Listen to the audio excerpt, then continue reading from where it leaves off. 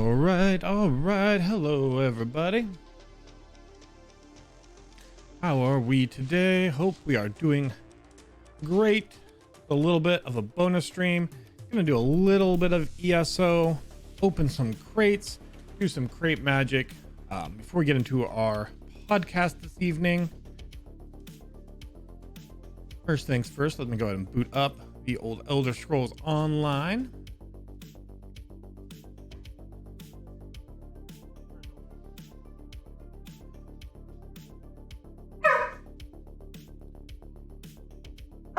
Virgil.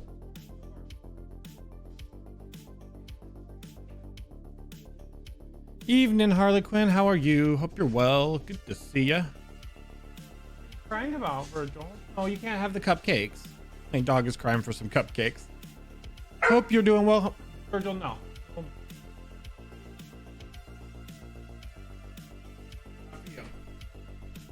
My dog really wants cupcakes. All right, let me get Elder Scrolls booted up here. Hey, evening, Veronica. Good to see ya. Glad you're doing well, Harley.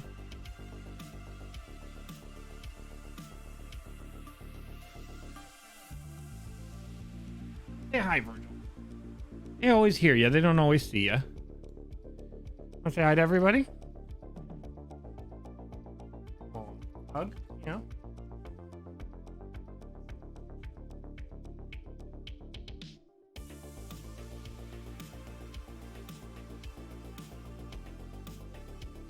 There, said hi now.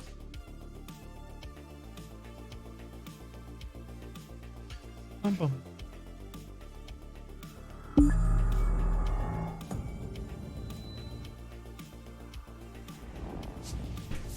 Oh, hope everybody is doing well again, like I said. So, oh, knock at the door, just a second.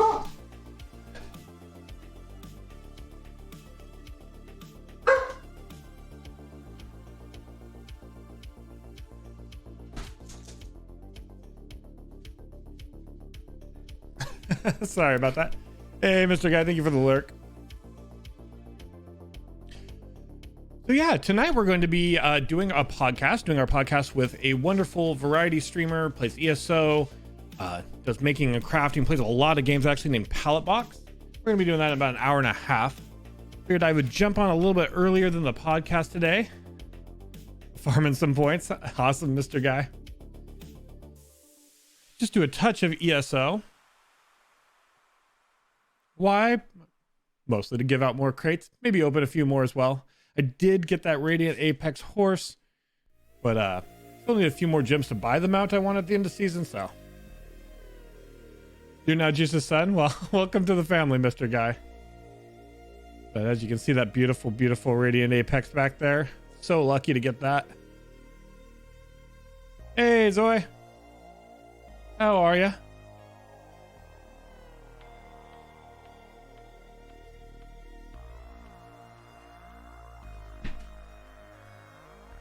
Oh, level 37. Really cool, Mr. Guy.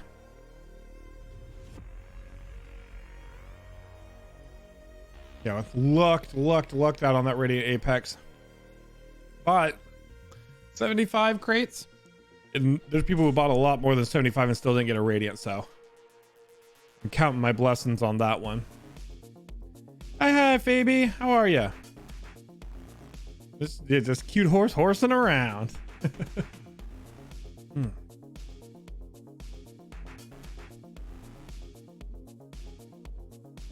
We're gonna do a little ESO today before, maybe a little after our podcast with Pallet. I didn't stream yesterday to kind of catch up on some rest that I really needed, but also because I knew I was going to be doing an extra day with the podcast. Speaking of crates, early bird giveaway for some crates. Get that up and going right now, actually. And I know we don't have a lot of people here usually at the start, but I'm gonna go ahead and throw up a Stream Raiders battle as well. Let's just get everything up and going. So it's exclamation point battle if you'd like to drop some units. Just do a normal campaign, not versus at the moment. you're interested in versus, I know Juicebox is doing versus over on their stream at the moment, actually. If you're interested in versus, you should check that out. All right.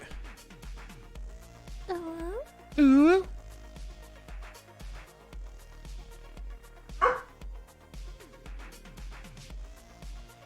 We already have our pre-purchase of Blackwood. We know about the crates. That's right. Frost Vault Chasm's available. Only 4,400 crowns. Maybe we'll check that out. All right. So we were just hanging out here to open crates. Like I said, we lucked out immensely. I bought 15 more crates. I bought the initial 60, decided to buy 15 more, and could not have been luckier. Hopefully the crates I give out have just as much luck. I'd love to see more Radiant Apexes floating around the community. But bare minimum, it'll get you some gems you can use for that. I'm going to do my initial chores, as we call them. Just do some writs real quick.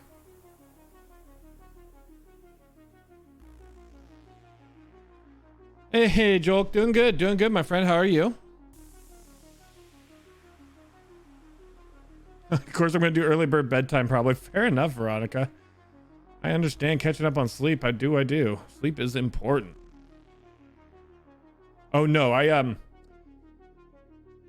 If I don't get the cat through polls, which is very, very unlikely, I will buy it, but I'm not going to buy I'm not going to buy my Radiant Apex cat until the end of the season, because I would have a sinking feeling in my gut, and I'd shed big, huge anime tears if we bought that cat and then, you know, luck against luck, we pulled it later and just got like a fraction of gems. Oh no, migraines. Ooh, migraines are the worst. I suffer from those too. I hope you feel better soon.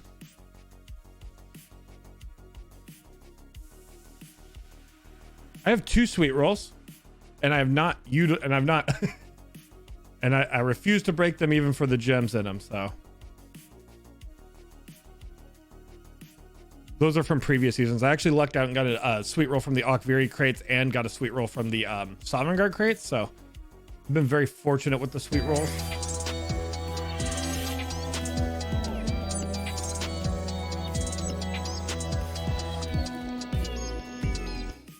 Hi there.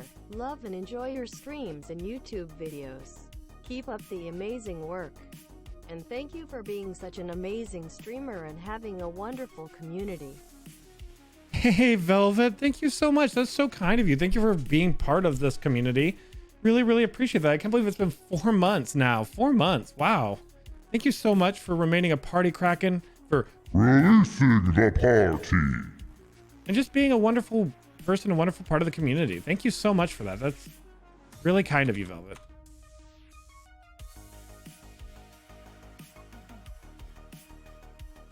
I have to.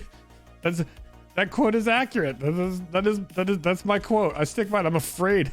I fear the fear of those sweet rolls. That's why we respect them. That's why we're part of the patriarchy, or why we follow the holy patriarch religiously.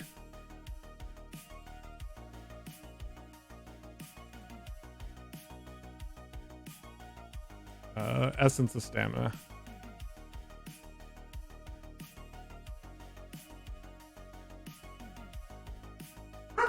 Boys.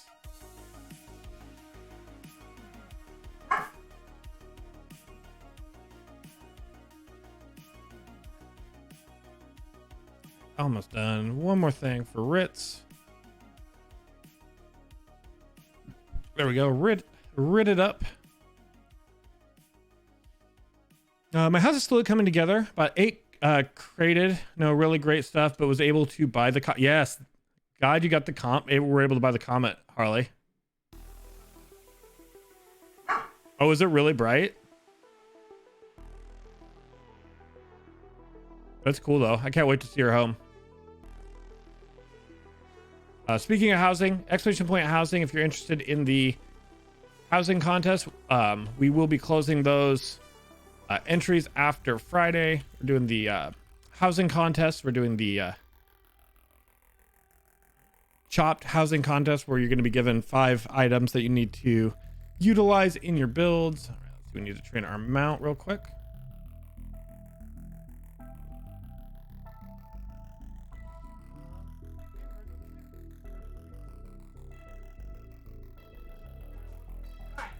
Here you go, Mr. Guy. Here's Virgil. Yeah, it's your second time on stream today, huh? Famous boy. What a famous man you are. Yeah, what a cute and famous old man you are.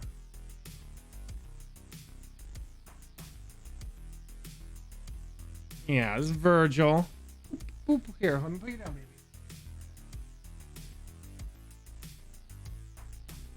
This guy still needs a haircut very badly, but you can see one of his eyes now. This is Edmund.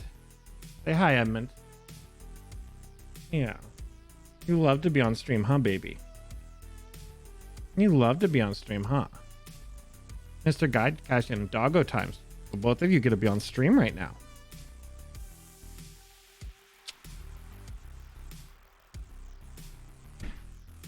There them boys are.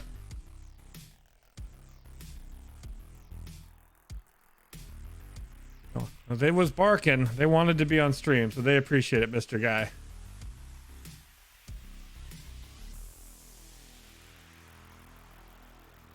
Alright, 2 more to go there. Make sure you ante up. We're gonna go ahead and give away some, like I said, bonus stream means bonus crate giveaways. Got your crate yesterday. All I got were potions. If it's the Ouroboros crate, the free Ouroboros crate, generally what you're gonna find in the free crates, the drops crates you get from watching streamers, is potions and poisons. Sometimes you get something really cool, but for the most part, you get potions and poisons from them. I like to call them gem crates for that reason. All right, let's get our research up and going. Oh, we don't have a piece of jewelry with the trait. We're gonna have to pick something up for that. I believe everything else needs to be researched. We'll get that research up and going first, and then we'll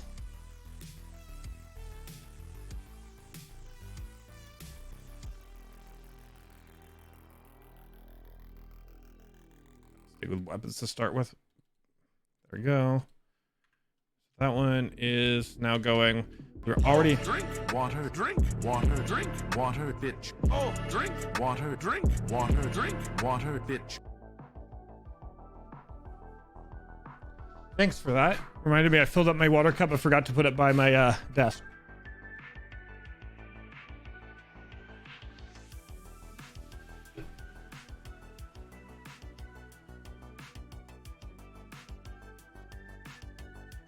All right, let's get the rest of our research up and going. Yeah, Edmund is kind of rocking that Rona haircut. That's true. Research.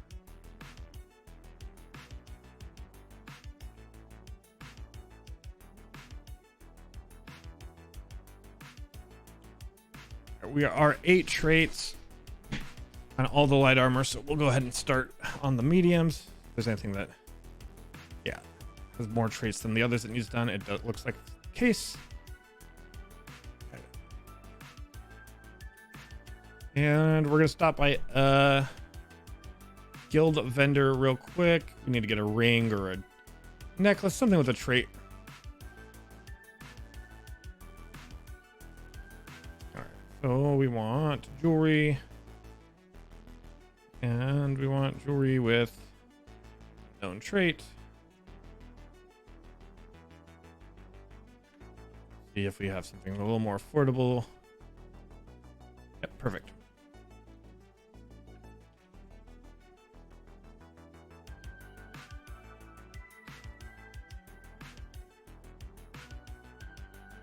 Daily research, daily research.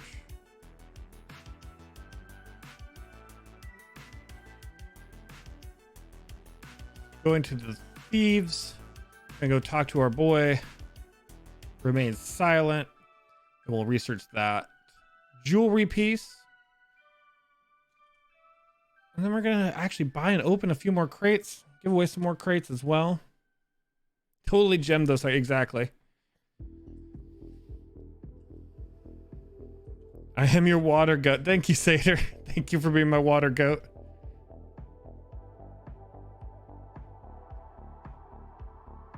Evening, Nova. How you doing?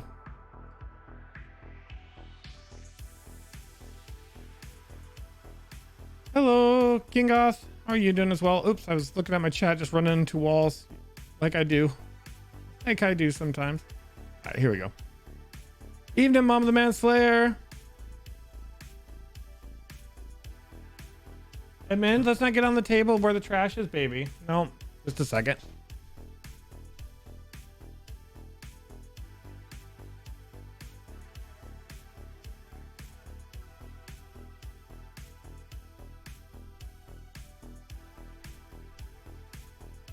Say hi again, Edmund. You're trying to climb the table and eat some trash, weren't you? Yeah, I'm a little trash hound.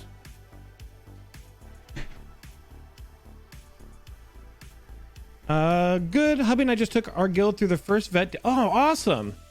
Did Veteran Sunspire. 2 people are the first time clears and 2 people are the first time clears on new roles. That's awesome, Nova. I'm doing really well myself. Thanks for asking. Thanks for the host, Mr. Guy. That's really kind of you. Appreciate the host. Thank you so much for sharing your community like that.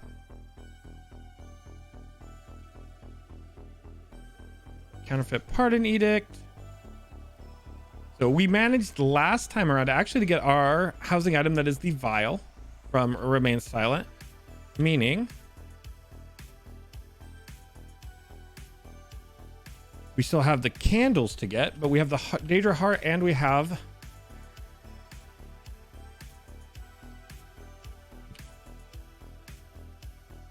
the poison vials now. And well, you can get duplicates of those. Working right now on getting the candles.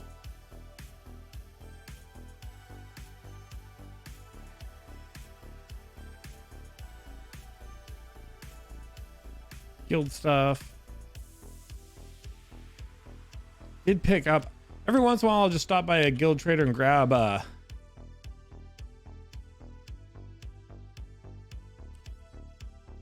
I just realized I had a few stamina books. If I use both of these, I think, yep, finish stamina off an horse. What I'll do is I'll just grab patterns and things like that that are cheap, just to slowly inch my way up there, because there's hundreds and hundreds of patterns. So even though they're common, I'll pick up a few off the guild traders here and there just to slowly expedite that process. Great. Hell yeah, Noble. Which radiant did you get, my friend? Love to hear that, Nibbles. Love to hear that. 27 crates and a radiant. Hell yeah, brother. Yeah, that's what I got too. Cool.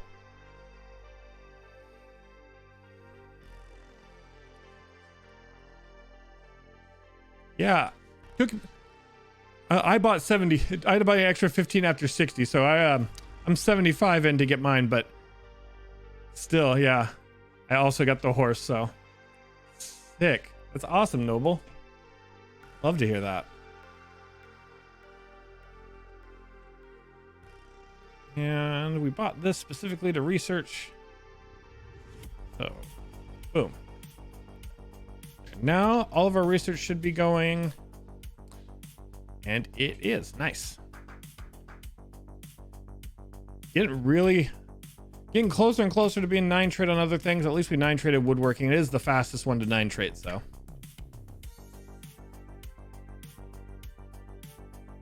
Speaking of which, let's go ahead and bank some stuff, and then we're gonna go actually open some crates.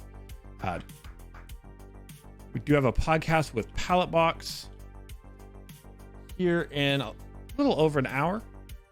I figured let's do some crates and stuff, casual stuff beforehand. All right, deposit.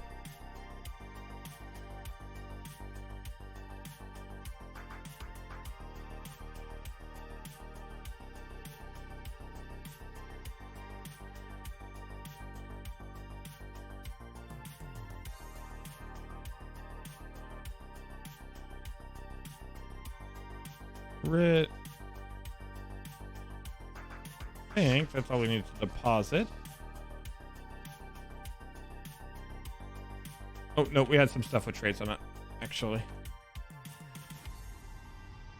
Ezaby, pause it.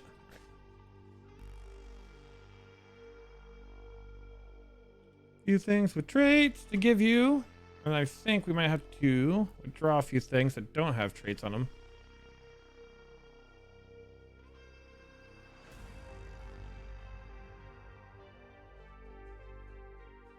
Yes, just the Defiler's helmets. Everything else is either a set we want. Speaking of which, there's nothing here that's we're trying to keep. Nope. Perfect. Now sneaks over to Noble's pockets for very own Wolfie.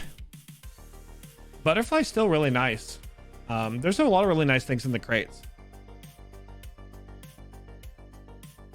Oh, I'm glad you're really excited for the podcast. I'm really excited too. Mac and Milton.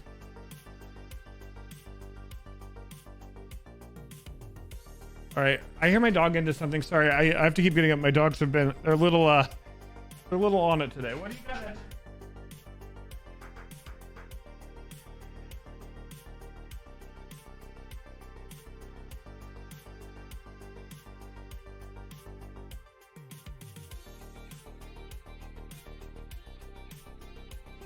I was right. My dog Edmund had absconded with a candy bar wrapper he really didn't need to have.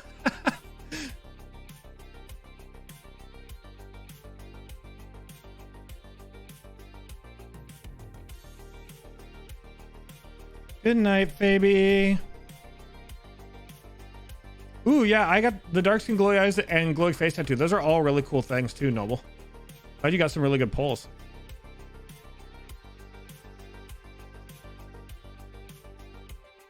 Wait.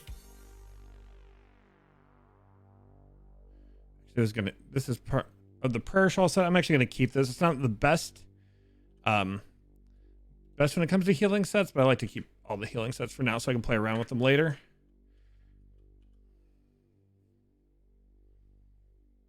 If it's less of a mouth, you just call me back. Fair.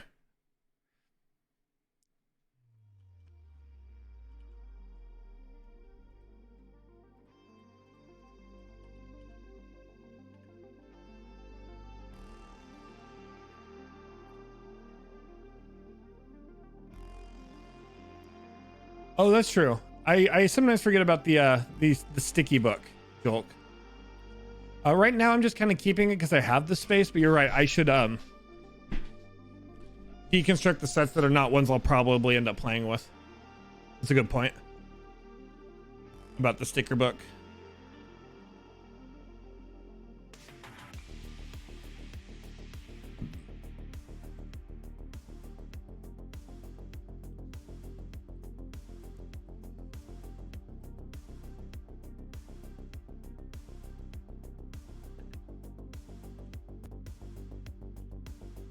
Hey, yay, 10. I haven't been paying attention. Where are we at on transmute stones? 341 out of 1,000. Not too bad. That will come in handy later. All right, so been live almost 30 minutes. So right now, I think what I'm going to do is make my way back to the Gold Coast. Actually, no. Before we open crates and give away crates, I do have to do one more quick thing. We have 4 things left to do on Morrowind. I have a full clear that's not related to trials. One is kill 48 more Cliff Striders, which I'll do off stream.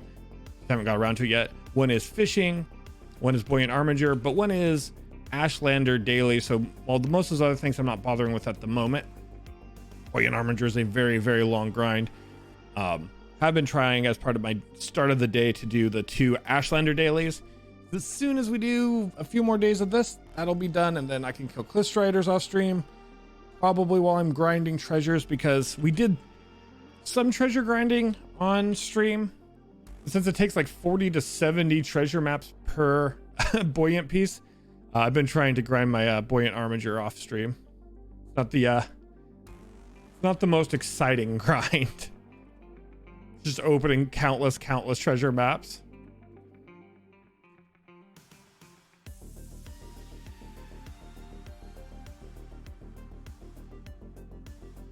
You really want the goat mount? That's fair. The goat mount is really fun. It's you can buy that year round, I think, too.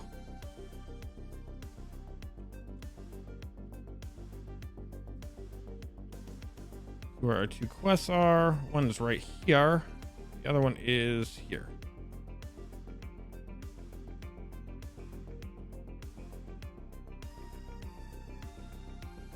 But yeah, love that goat. Gotta love that goat. What I will do is, regardless of where we're at, whether I'm opening my crates yet or not, is when Stream Raiders pops and it's exclamation point battle, if you'd like to drop some units there, I will give away the first set of crates for the evening. The fastest way to get there is probably going to be just to go outside my house here.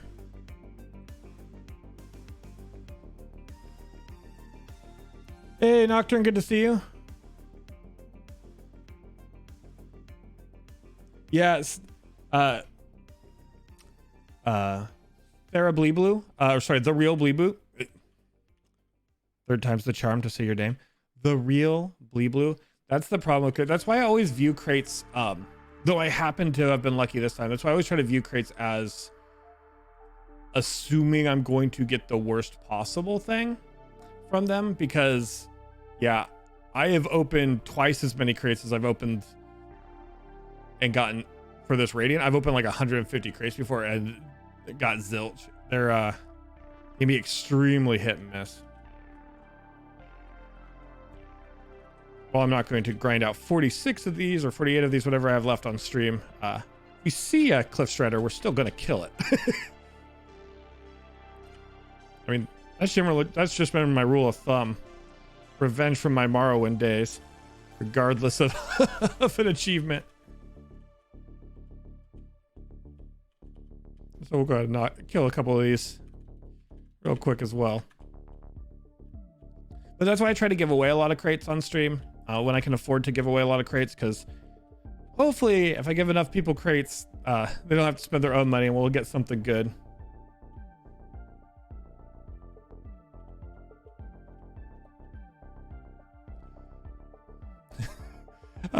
I'm in Discord with the old farty. He just said, where are my marbles? To be fair, he meant where is marbles on stream.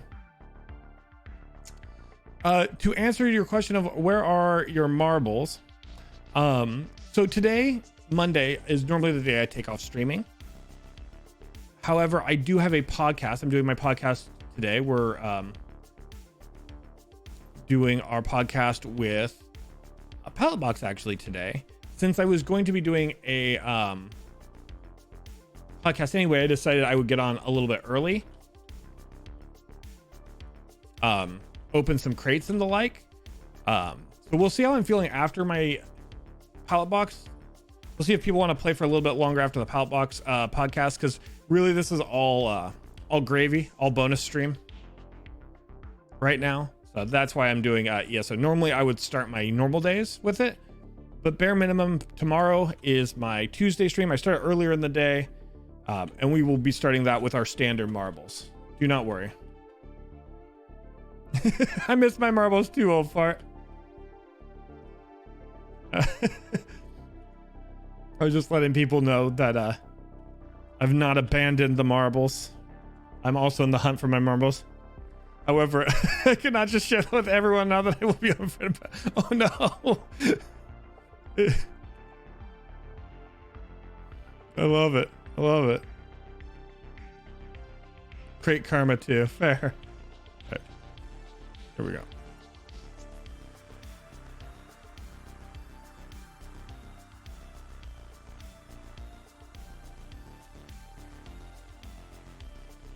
Oh, I forgot to use my food or my experience scrolls. Really off of it today, huh?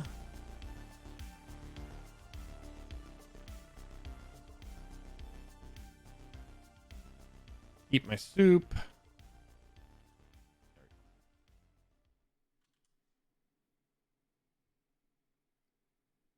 Nice, Noble. I'm excited for you.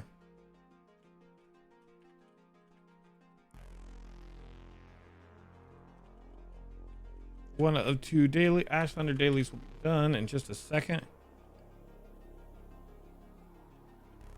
We'll go do the other one real quick, and we'll be good. Good to give crits. Well, we're gonna give crits no matter what after the Stream Raiders battle. My question is whether or not I can get these done before that or not. I'm excited for your first you to be able to play D&D for the first time. Josh and Nader 5K says, is there anything that can help me in Elder Scrolls? Like any tips, because I'm kind of new. We played a while back, but I was confused on what to do, and I'm trying to get into the game. So the Josh and Nader. Sorry for it took a minute to get to your comment. There is a lot of different things. Obviously, the game can be kind of a bit overwhelming because there's so much to do. My advice, depending on how far along you are in the game, is doing the zone quests that you're in, like doing your faction storyline or doing Morrowind, things like that can really help get into the game. Kind of get a knowledge of the lore and the questing, especially if you really like the storyline and the quests of the game. Will also help you towards leveling and things like that. And once you get certain levels, you'll be able to queue up for your daily random dungeons or battlegrounds. And then if you haven't tried those, you can try those out and kind of get a feel for that. So I think one of the best things to start with, though, is just to kind of do the starting quests, mainly just because you level your first levels pretty quickly and they give you a pretty good feel for the game, in my opinion. Others in chat may have advice as well.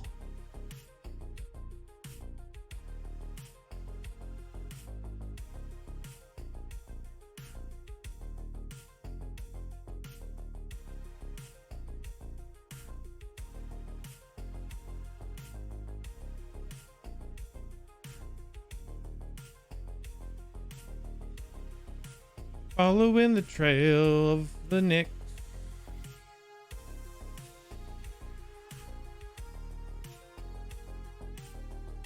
4 minutes left for that Stream Raiders battle.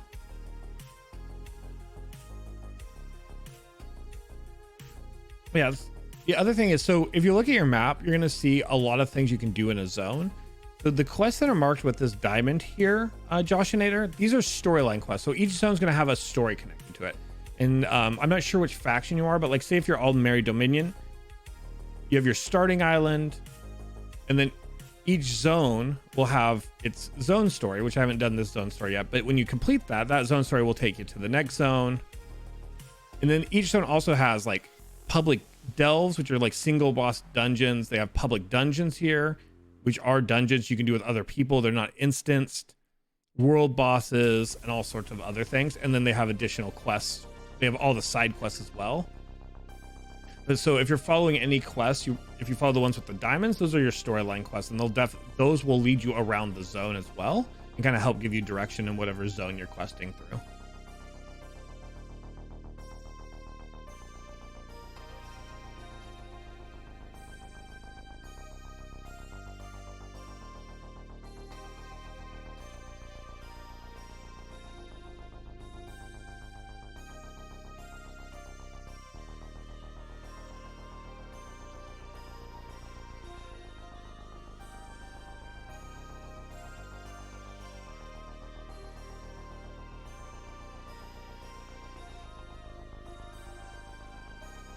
Evening, Kai. How you doing? Hope you're well.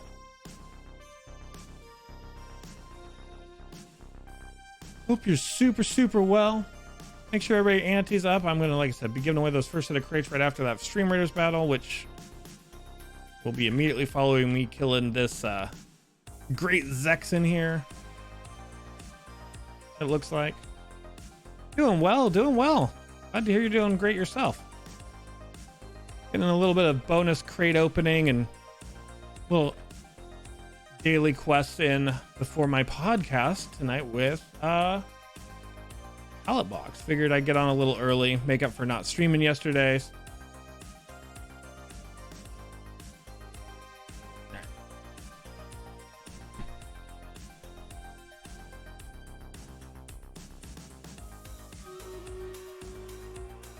And Stream Raiders real quick.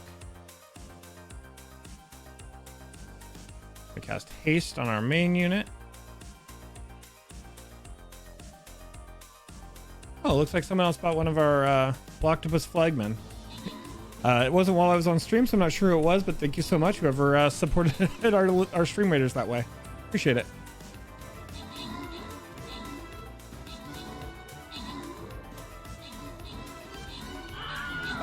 It's swollen. I sprained it for sure. I slipped in my home and I sprained my ankle. It's not broken or anything. It's just a bit swollen.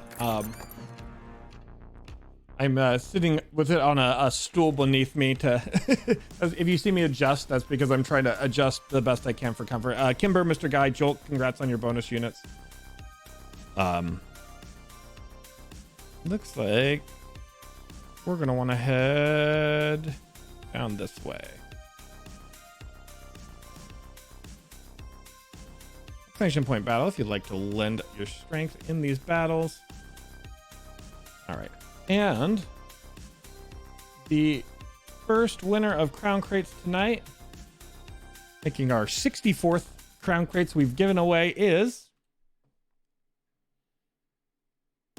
Ezreal. Ezreal, congratulations. Ezreal claims those. Speak up, Ezreal. Let us know you're here. I'll get another giveaway going.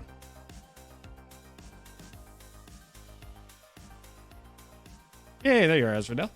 Congrats, congrats, congrats. I do need to switch over to EU to give you those. Let me get another giveaway going. Let me get these turned in. I'll flip over to EU real quick and send you those crates.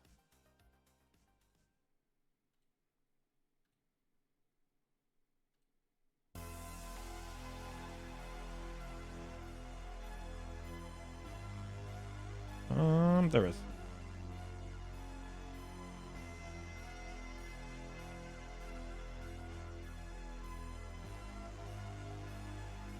Big bucks, no whammies. Hopefully Ezra gets something great.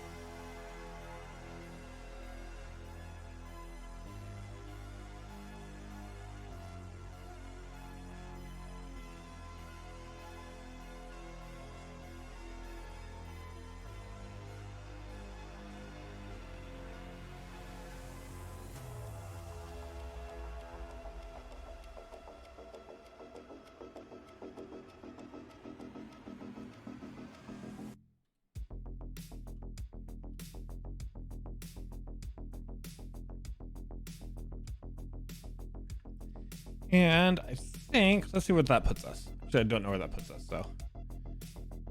Morrowind, General. Like I said, Cliff Strider's Bane. Then you go 44 Cliff Striders. Still have to do all the fishing. I still have to get Buoyant Arminger. Exploration is done. The only quest left is Clan Friend here, and we've done 20 of 30. So 5 more.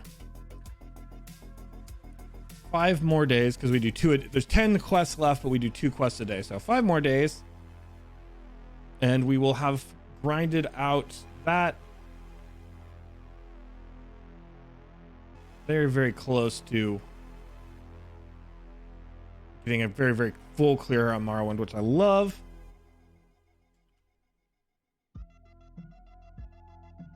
Hopeful for your own crate tonight. Nice, Satyr. Hopeful for your crate as well. All right, so we're going to head, as we do, to the Gold Coast.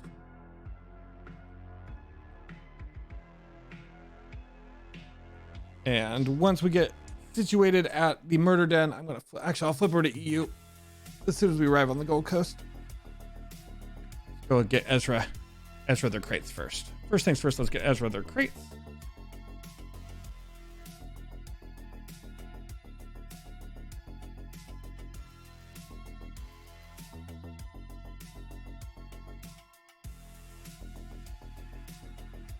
Frozen mint cookie sounds good. Gladiator's not too bad. The sprained ankle, yeah, I think as long as I keep it elevated, it'll be fine. Lasambe, thank you. I appreciate your concern.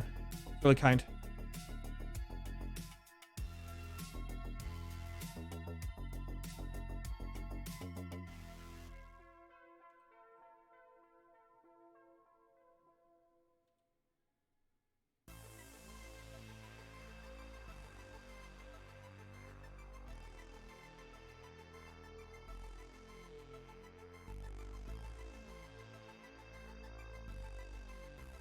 I was gonna say, I thought I clicked login. I had not switched to E or clicked login. There we go. Now it's logging in. It's like, it's taking a while to log in. I haven't even clicked the button yet.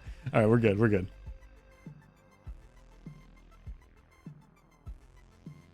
All good now.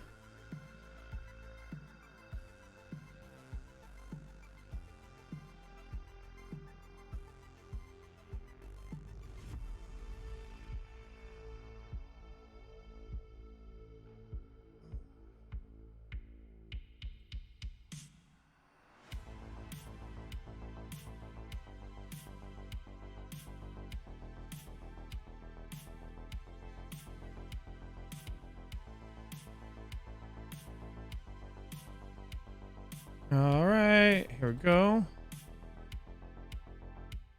And oh, I thought I bought crowns before I logged on. Apparently I did not click the button to finish the purchase in Steam. So just a moment, let me get those. Let me get that pack of crowns I thought I already had. 1 second.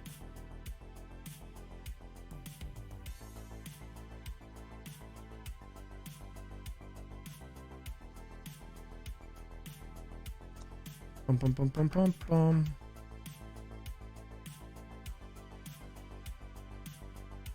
Purchasing crates. More crowns so I can get crates.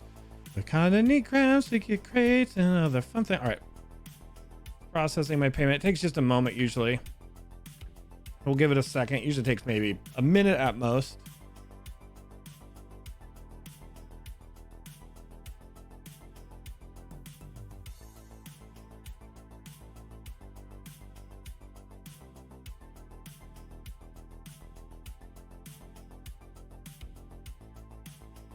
That should be enough.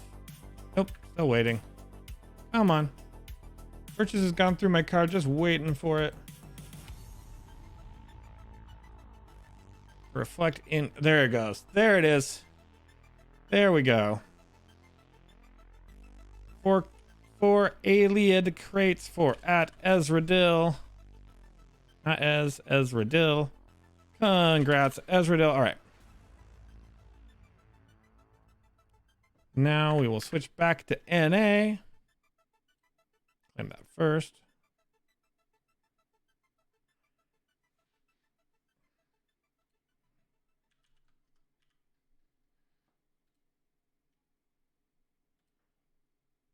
And back.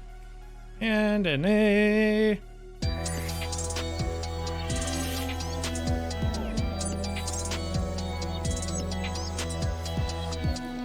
What is going on? What is going on? Here we go. Hey, thank you, anonymous gifter. Whoever did that, you're very kind. Thank you for giving Poet a tier 1 sub. Poet, welcome back to the party, Krakens. Welcome to the extra ticketing giveaways, which I'll add 1 to your current giveaway total because you weren't, now you are. And remember to always Release the party. Yeah, welcome back. Thank you, anonymous.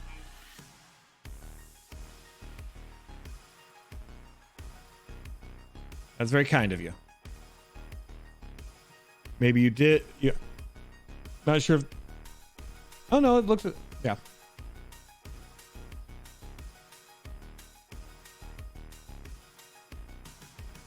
Awesome.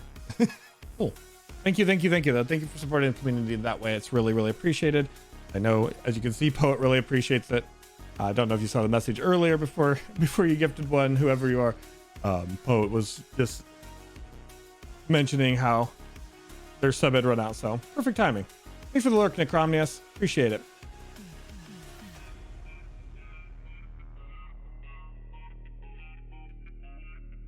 While it's loading in, let me check my messages.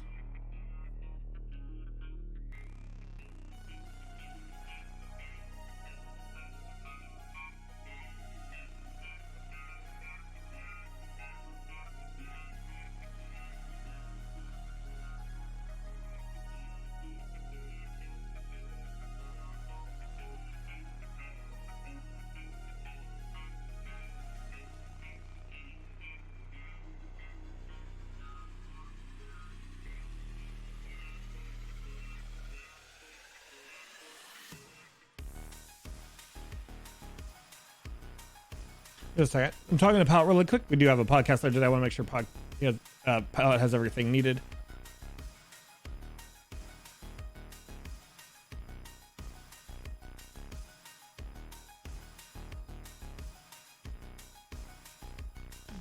For that. So there we go. Catch up on chat. Oh, cookie set. The mint cookies you're talking about? Chocolate biscuit with a layer of peppermint and then covered in chocolate. Tastes like mints. That sounds fantastic, Sater. Sounds heavenly.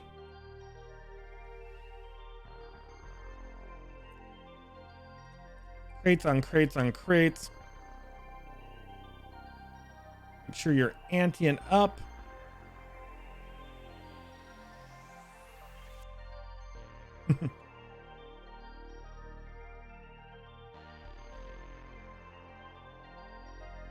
I'm not trying to kill you, Kimber. I'm sorry. Hey, boys. I don't know you're barking at, but I think it's the kids outside. You don't need to bark at them. Or you do. One of the two.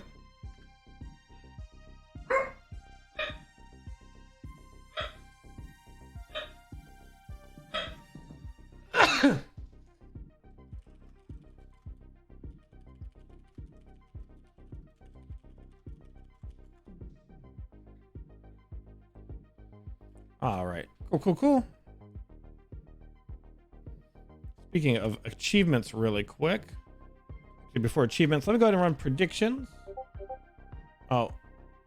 Let me figure out my crates and buy before I run predictions, actually. I am curious, achievement-wise, what we have left to do on the Gold Coast as well, because it's one of the other zones that we have the closest to a full clear on. So Dark Brotherhood. Have to reach the full skill. Master Angler, because we haven't done any fishing. Assassin League, Dark Brotherhood styles. And we have to do basically perfect sacraments. So assassinating every target means we just need to do more sacraments to get the targets. And we've done a perfect one. So basically we just need to do more sacraments. I think would be the only thing. Yeah, sacraments and a couple motifs and fishing. So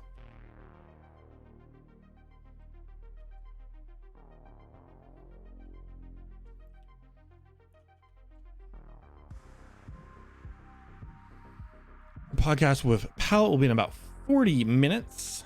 Plenty of time to open some crates. Plenty of time to give away some more crates before that podcast. Palletbox is a wonderful streamer. If you don't know him, you'll get to know him during the podcast, whether you can stick around for it or we'll catch it later on audio or YouTube. There is the Lucky Lion. There is Ezreal. We saved you. We had to kill the Pirate Queen. She was so great. At least the Pirate King is still here. Kiss on the forehead for the best. The best.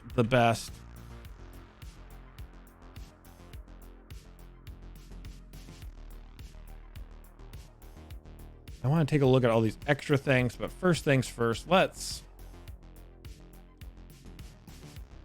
go ahead and we're going to get ourselves 15 more. Let's see.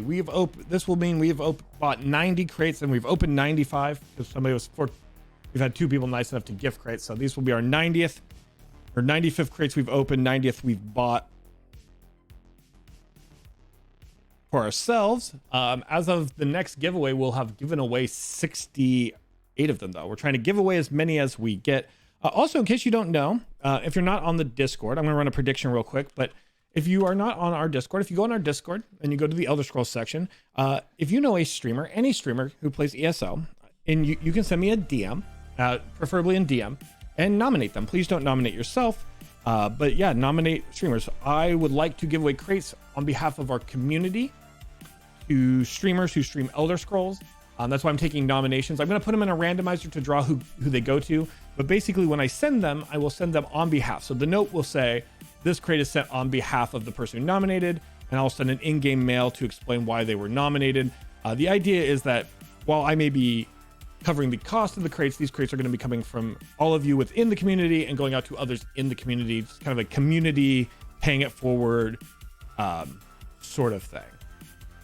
So if you're interested in nominating streamers for that, you can just DM me nominations on Discord, and you can find more information about that on the Lockbox Discord.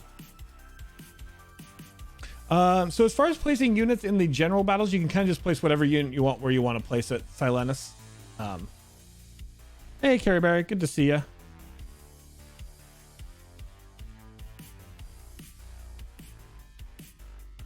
Yeah, go for it. Go for it, Criswell. You can repost your thing.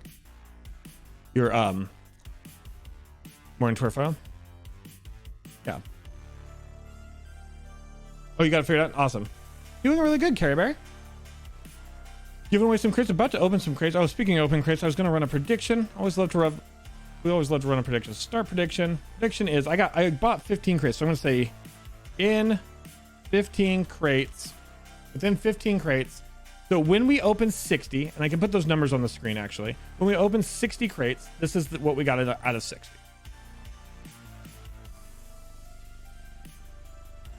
We had 9 legendaries, but 3 of them were XP scrolls. So I'm going to say in 15 crates, I get at least 1 legendary. But we're not going to count the XP scrolls. So we did average with 6. We did average 1 in 10 last time. So I feel like those were pretty high odds, but we'll see.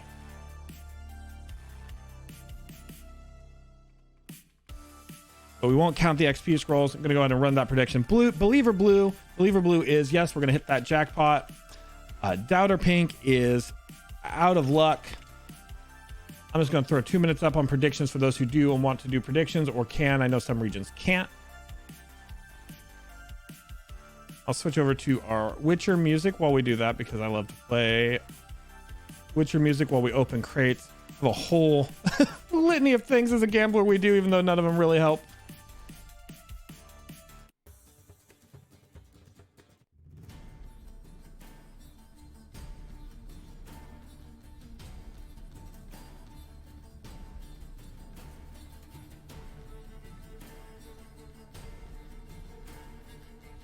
Oh, nice. You got a lot of bones in SR today. Yeah, Versus is a lot of fun. I don't know if Juice is still alive, but Juicebox has been doing Versus, loves to do Versus. I'm going to shout out Juicebox Hero.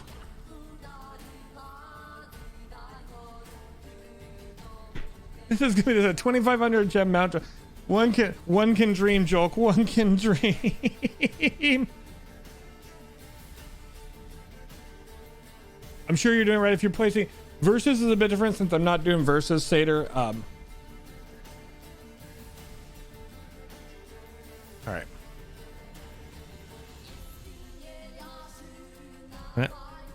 We'll let the prediction's almost up. Then we'll pull our crates. After I pull my crates, I will give away these other 4 crates, and then we'll run another giveaway for crates. So that'll be our 68th crate given away. Trying to give away as many crates as I buy. Taking my messages with Pal since.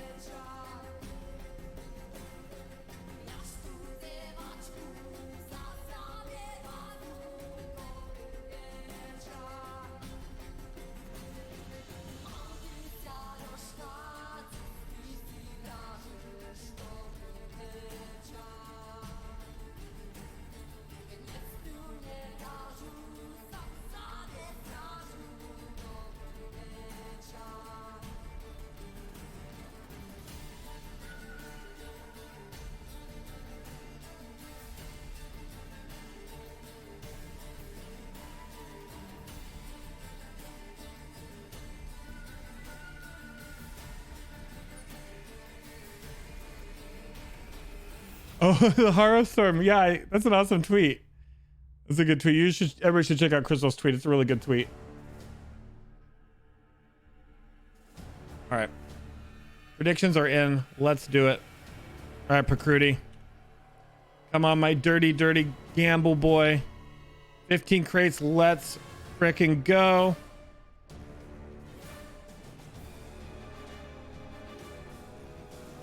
Pretty standard start. anything that has, if it doesn't have at least a purple lining, it will be just gems. In all the crates we've opened, we've gotten all the blues. So I do like this memento where you fall on the lube. All right, come on, Pacruti, come on. Don't do me like this, buddy. Come on, my dirty gamble boy. Remember what we have, my dirty boy. Oh, experience scroll. Why do you hurt me like this, buddy? Ooh, there. Ooh. That was that legendary glow. Hell yeah, there it is. There it is, believers. We did that in the first 5, and we not only hit a legendary, we hit a legendary we didn't have. But you know me, you know how we do it here, you know how we gamble here. Hit it in the first 5. That means I'm gonna go double or nothing, meaning I'm gonna do another prediction. So this prediction is in 10, I get at least an apex. That's right. That is a huge proclamation. I know it is really unlikely. Look, maybe some believers want to come with me. Maybe this is where you get off the luck train. Here, let's go ahead and put 2 minutes back up. Let's go ahead. I can't believe we hit a legendary in our first 5. That is awesome. We have been having good luck this season. I've been having great luck this season. I say Seafoam is our luck. Got to get him with the naughty words. Got to remind him that he is a dirty freaking gamble boy. I'm gonna chain you down to the bed, Pacruti. Sometimes you gotta talk dirty to Pacruti to get him to give you good things. Come on, dirty. Yeah, everybody's talking dirty because that's what happened. We talked dirty and we got a radiant apex. We talked dirty and we got a lot of good legendaries. Pacruti likes it when you talk a little dirty to him. He likes it.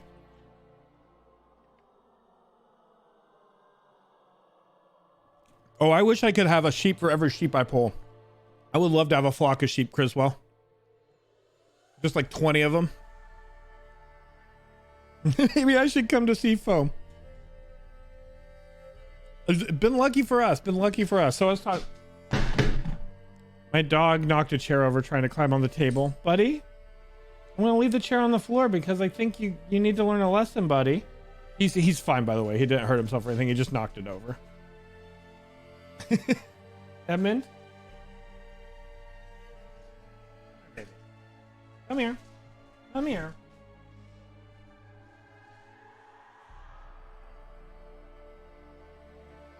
Hey, little crime guy. Knock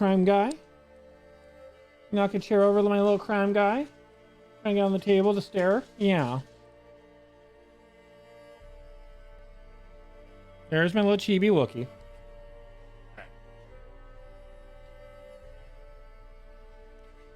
Actually, you know what? That luck is so good. I'm closing entries. I'm picking a winner. Veronica. Congratulations, Veronica.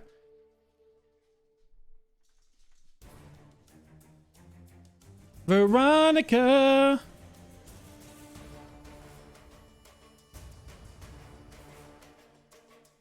And we're gonna get another giveaway. That's right.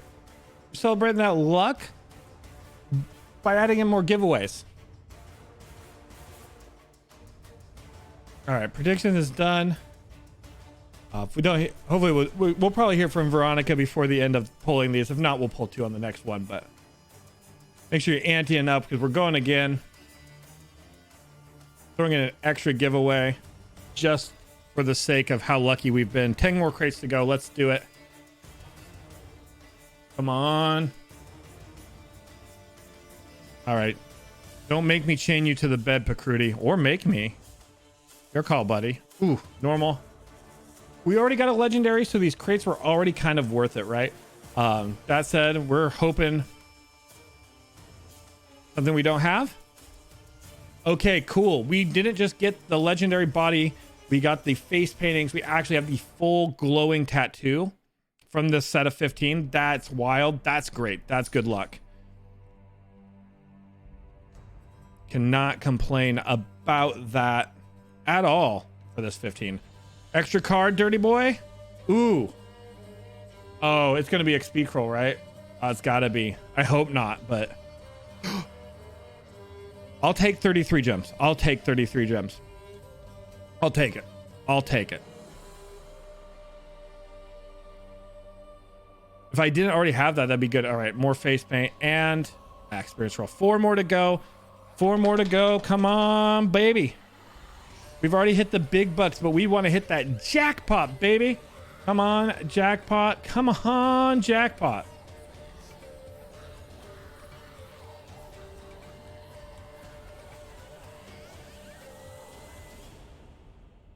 All right, 2 more to go. 2 more. These were great crates. These were great crates, you dirty, nasty boy. You dirty, nasty gamble boy. But come on. Let me see it. Let me see it. 3 legendaries in 15, by the way. 3 legendaries in 15 is really good. Didn't get the Apex, but... Ooh. We've opened a lot of crates. If we hadn't opened a lot of crates, you know, this would have been even better. But still, 3 legendaries in 15? Can't complain. Oh, so many of you who are saying jackpot. But no Apex for us. That said, we got the glowing body tattoo. We got the glowing face tattoo. We got the tattoo set that we didn't already have. That's big wins.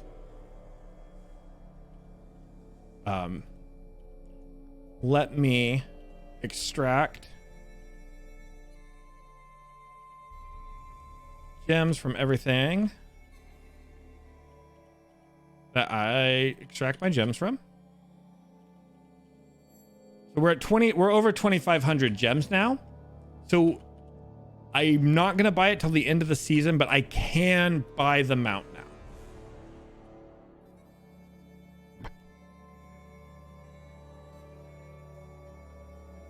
I can buy the mount. In fact, I'm going to go ahead and keep the I'm going to keep the experience scrolls that are 100%. Oh no, there's other things that I can use for those, but yeah, 2,572 gems. I'm not going to buy it till the end of the season, mind you, but Veronica, did you ever weigh in? Are you still around? Veronica, little crime goblin. That's my boy. My boy's a little crime goblin. I tried going to Seafoam yesterday, but I haven't done the Dark Brother quest, so oh no.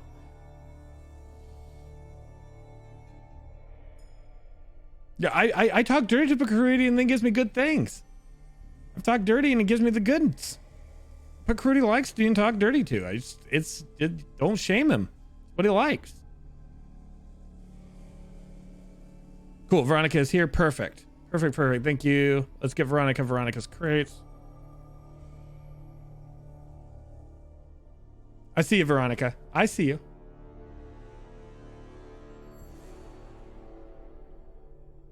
Yeah, I have enough to buy my mount. I have 2,500. I can buy it if I want to. I will want to, but I'm going to wait till later in the season because I'll open more crates and God forbid I buy it. First things first, Veronica. Isabeau, right? That's you? Veron? Or am I mixing things up right now because I'm a little spacey at times?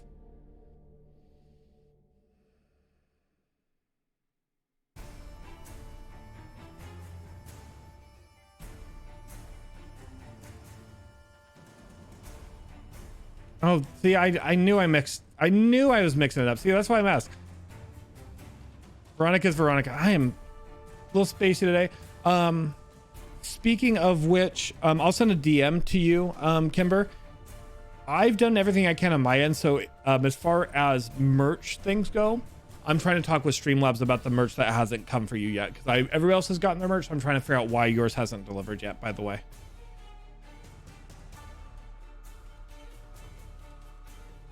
Rats, Veronica. All right, make sure you get your anti-ups in. I'm gonna draw a winner now, and then we'll do one more giveaway before we head to. We're gonna do a winner now, and then one more winner. We'll do one more giveaway to do the winner before we do our podcast with Palbox.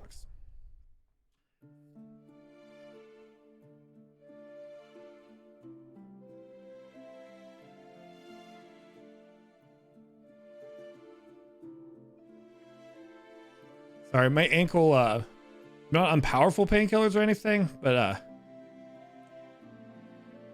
just a little bit just to numb the pain because I sprained my ankle yesterday.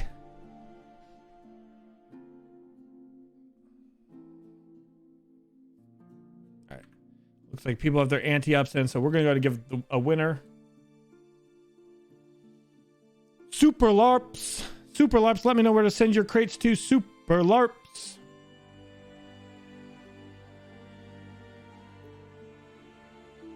Let me know where to get you your crates, my friend. And then we'll do another giveaway, which I will pull the winner right before we do our podcast here in about 20 minutes with Podbox.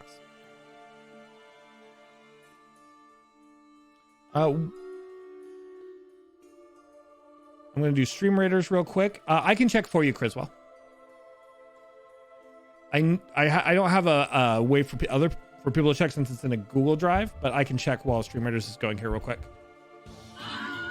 I have not put in today's tickets. You currently have 3 entries, Criswell. You're at 3 entries towards the house giveaway raffle. That was quick. That was easy.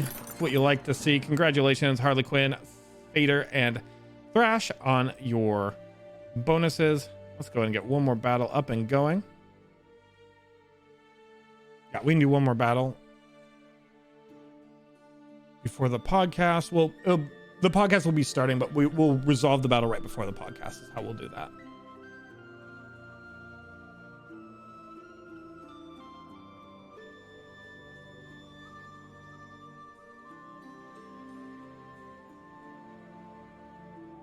PCNA, perfect. All right, let me complete this out real quick, and then we'll send Super LARPs their crates. That way we can do one more crate giveaway before the podcast. We'll give away merch and stuff during the podcast. All right, gameplay.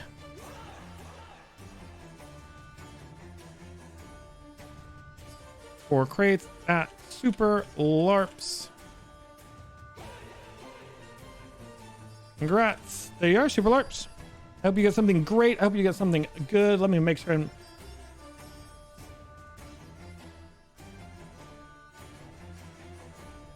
Oh, don't worry about it, Veronica. Yeah, I slipped. I slipped and hurt myself a little bit. I'm all good, though.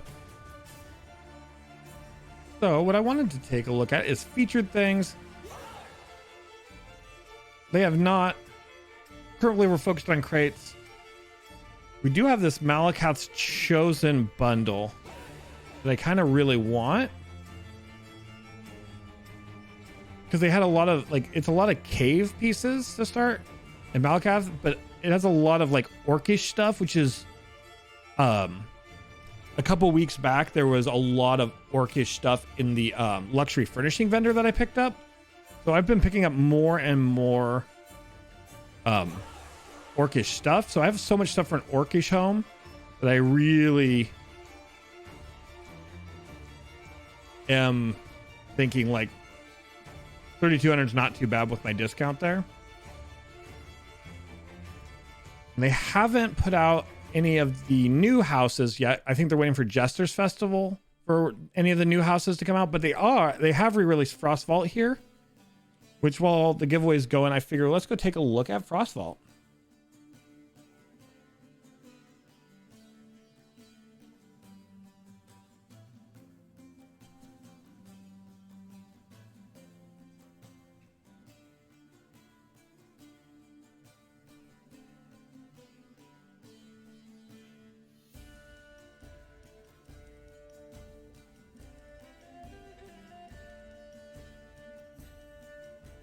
All the different aunties. But I really do, in case you're curious, this home, Frostvault Chasm, is in Eastmarch. The entrance to it is located in Eastmarch. It's right here by the Frostvault. So obviously it has the same name as the dungeon, right? So it's really cool though if you want an underground dwarven home. Very frozen, very Dwemer, underground Dwemer ruins home. Not super expensive. It's 4,400 crowns, which compared to the price, like, it's a pretty spacious home for 4,400. It's not cheap per se, but it's also definitely like, it's not one of those big giant 1,200 homes. It's also not as big as them, but it's not too bad. If you're looking for like an icy home, if you're looking for like a Dwemer ruins home, it's fairly spacious. It's got really cool, like, that foggy view. You can like look around and see all the different like Dwemer stuff around. So it's got really nice views. All in all, it's not a bad home. I'm always tempted by it, to be honest, but I think, well, I've spent a lot of crowns on crates. I love to gamble. I think home-wise, I'm just going to save. I'm too enamored right now with this home, with the Iliad ruins. Here, let's go visit. Let's go take a look at that again.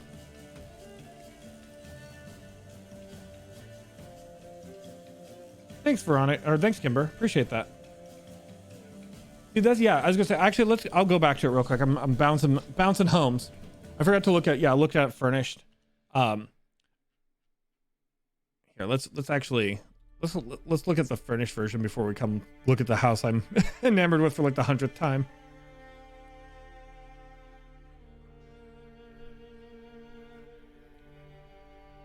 Yeah, there is like a number of like Dwemer homes obviously out there. I mean, sorry, there's not a lot of like Dwemer homes out there that like are just fully in the ruins like this one, which is what I think really kind of makes this one special.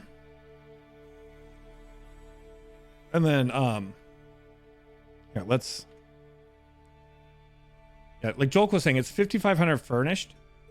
So you get a number of good furnishings with that furnished too. Like it added these lampposts. First things first, you get a lot of these lampposts. Obviously these moving gears, these weren't here before. So, and if you remember like the pipes and gears set, which is not currently available, but that, or maybe it's, let me see if it's still available. I don't think it is, but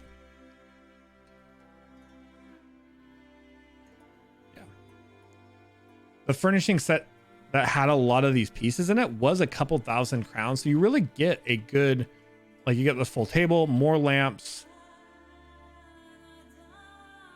So for 1,100 more, it really does give you a lot of furnishings, because like the pipe set that had a lot of these in it was like 3,000 crowns.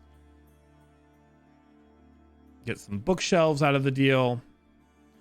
So if you have the extra crowns, it's kind of worth purchasing furnished because it's not super expensive furnished. Hey, thank you so much for the follow, Roro874. Appreciate that. Welcome to the Loctopus party. Just looking at houses before a podcast here in a bit. Yeah, honestly, with the furnishings you get, it's kind of worth spending the extra 1,100 because the pack, it's worth any package that had all those furnishings and it would cost you more than 1,100 crowns. And then there are always things you can utilize in other homes later if you want. But yeah, you have a full bar back here. It's actually really, really well furnished. Yeah, if we unfurnish it, like you can see everything back here with the exception of a couple of the lights, but it added more lights in, but you have a couple lights, you have a couple pipes. Furnished, you get a lot more furnishings, you get some chandeliers, you get more actually of these lights around. So I think it's really good. It's for 5,500 crowns. If you're gonna spend crowns on a home, like if you take a look at the other homes in that same kind of pricing range, 4,400 or 5,500 furnished, right? The Crown Test House is 6,000 unfurnished. A lot of these you can get by doing quests and paying gold.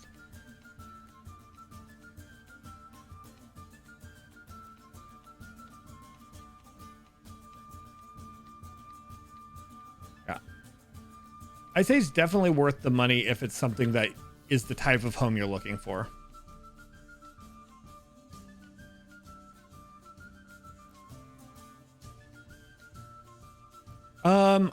Veronica, I don't know.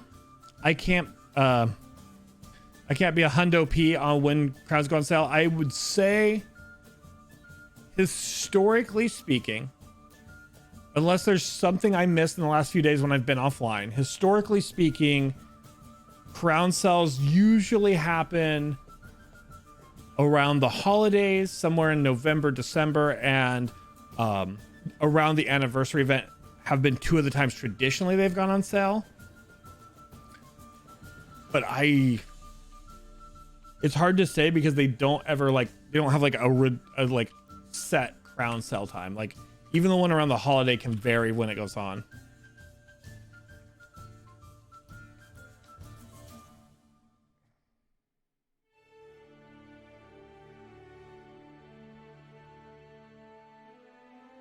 Yeah, they had back in December, they had a crown sale.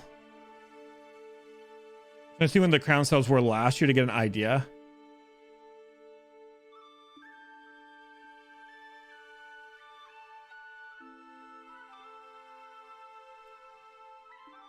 So the big time they do crown sales, it looks like December. Last few years, it's always been December for one.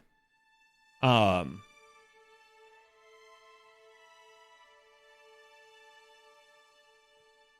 then crown packs, otherwise, it's just kind of been all over the place. It hasn't always happened during the anniversary events. However, it has before. So it's kind of hard to... So they did a crown sale last year during QuakeCon. And they did one during December, and then they did one a little bit earlier in the year, but not necessarily during the holiday event. So there's no guarantee. I don't see any announcements as far as crown sales right now either. So I'm not sure. It's kind of hit and miss on when they're going to do crown sales. Other than you can always count on a crown sale around December. That's every year without a doubt. We got one around December, and we get about one or two more during the year. Again, last year was like QuakeCon, and there was one around around June. Hey Bane, how you doing? Hopefully we can, fingers crossed, there'll be a crown sale earlier this year.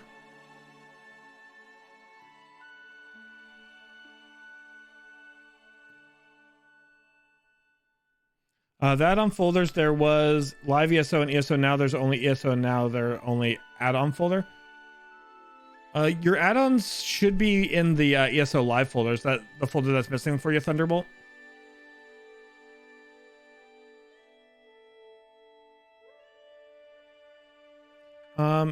Not sure yet. Minions should be adding to. Yeah, the way you get to the folder usually is you would go like go to your C drive, go to program files.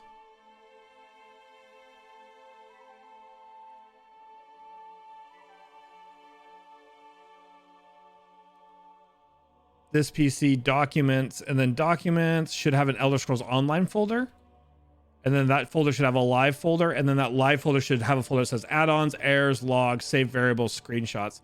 So the pathway, at least on my computer, to get there is documents, or is users. Sorry, here. Yeah, users / my name / OneDrive, documents, Elder Scrolls, online live. So the way I got there was through documents and through users to get to documents. If you're able to run Elder Scrolls, then you should still have that folder. I would just do a search on your computer for I think the best thing to do is run a search on your computer. If the game is working just fine, just search Elder Scrolls Online. That should find the folder for you, and that folder should contain the live folder in it. And that's going to be your best way to find that folder, I would think.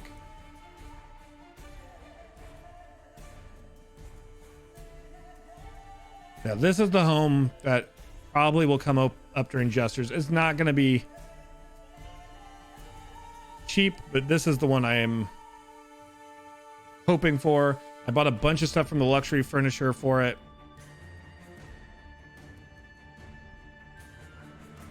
It has a huge coastline. I'm in love with this home. So in love with this home. Also, it's on the Gold Coast, which we spend a lot of time on the Gold Coast. We don't have the Litchfield Grand Manor, so this would be a great home to have here, I think.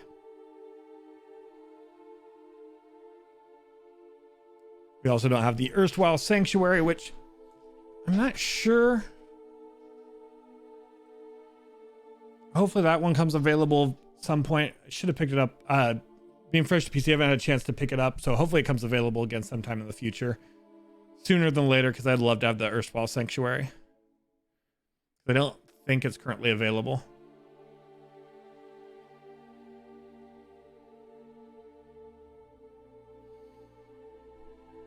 Other than decorate, what do you do with a home? You decorate.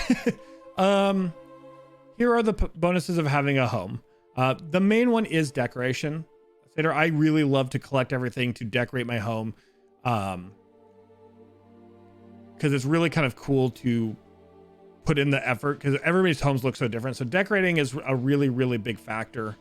For me, that's the main thing you do with homes. There is extra bonuses with some homes, location wise.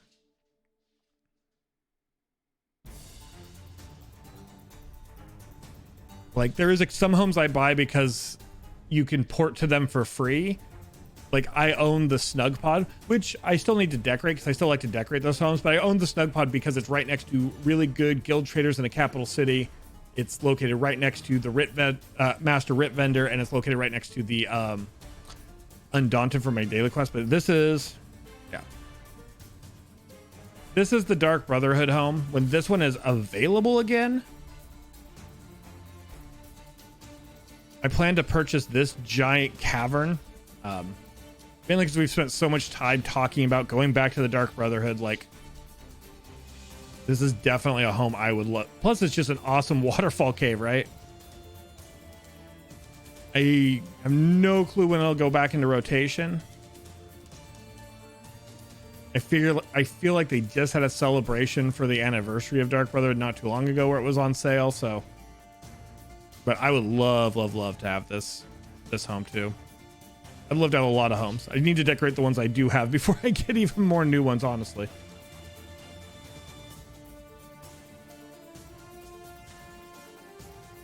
I love the purple. It's amazing. Yeah, this home here is one I would love to have someday, though. Just, we've done a lot of Dark Brotherhood stuff, and having just this big cavern to decorate would be a lot of fun. Virgil, you're okay, baby.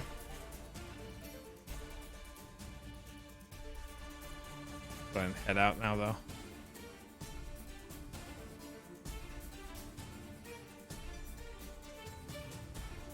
I guess homes can be bragging rights as well. Mainly, I just like to decorate, though.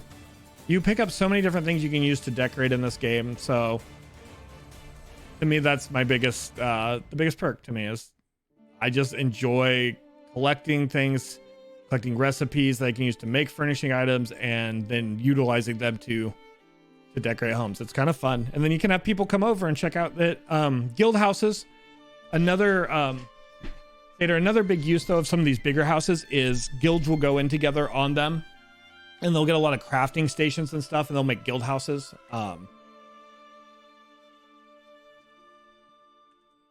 Like for example,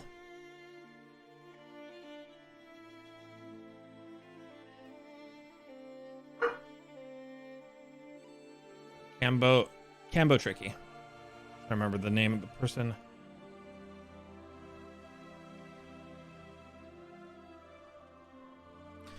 So one of my guilds here, for example, this is the main guild house I'm traveling to, and they have it's a crafting guild. So this guild has every single crafting station in the game, all in a giant open area for ease of being able to craft. So that's another usage of homes. So yeah, you travel in, you got a banker, you got a merchant, Craftaholics, that's the name of the guild. But then they've utilized this home alphabetically every single crafting station. So guilds, I mean, in different guilds will set up their guild halls differently, but guild halls are definitely a big usage of homes as well. A center meeting hub, whether it's training dummies, whether it's crafting stations.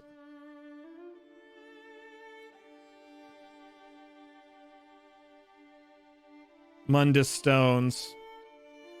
Things you can travel to in the world, but thanks to this crafting guild, I can come to my guild hall here, come to this guild hall and craft whatever sets I need to craft, switch my Mundus stone if I need to. So guild halls are definitely another thing housing's really good for.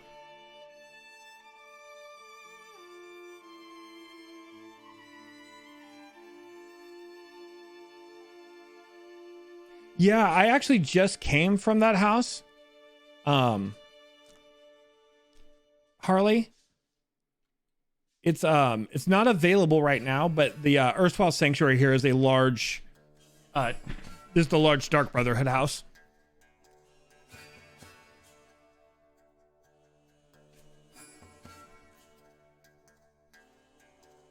All right, so I'm going to first draw the giveaway, and then I'm going to log out of the game. I'm going to be doing my podcast now with Pallet Box. So let me do the giveaway real quick. Okay.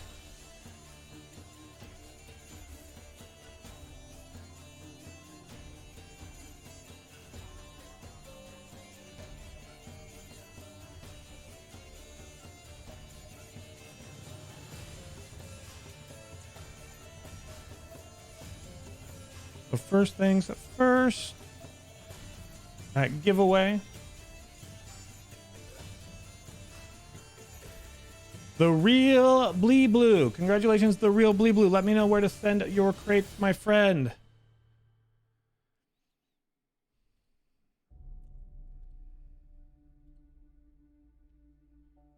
Doing everything I need pulled up because we're going to be jumping right from here into our podcast with Pallet Box. And then afterwards, maybe we'll play a little more ESO. I'll see how I feel afterwards. I do have my normal stream tomorrow, so may end after the podcast, but let me get these sent to The Real Blee Blue first.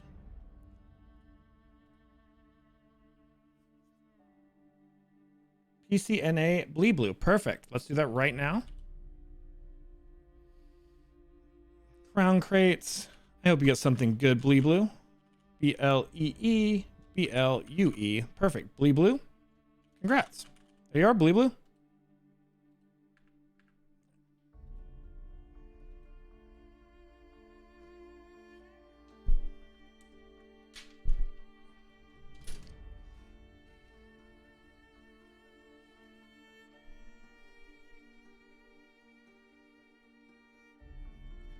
So yeah, we are going to be doing our podcast now, just getting set up for that real quick. You are welcome, Blee Blue. For those sticking around for the podcast, we are going to be giving away one of our Cybernetic Loctopus shirts. So let me get that giveaway up and going as I get everything up on screen. Perfect, perfect, perfect. Two.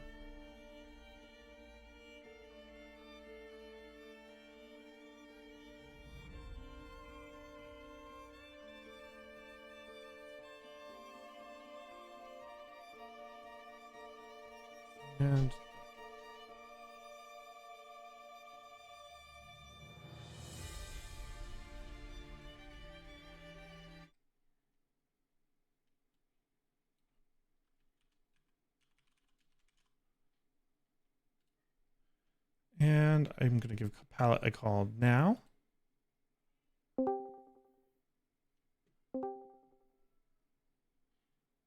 Hello, hello. Hello, hello. Just one second. I need to adjust something real quick on my end. Yeah, same here. All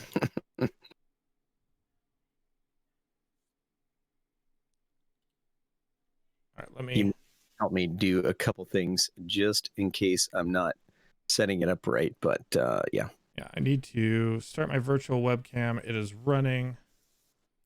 Thank you everybody for bearing with us. We are, as per normal, getting the thing set up for the podcast. I'm also I need to switch my scene description over so that people don't think I'm playing Elder Scrolls. Switch that to talk shows.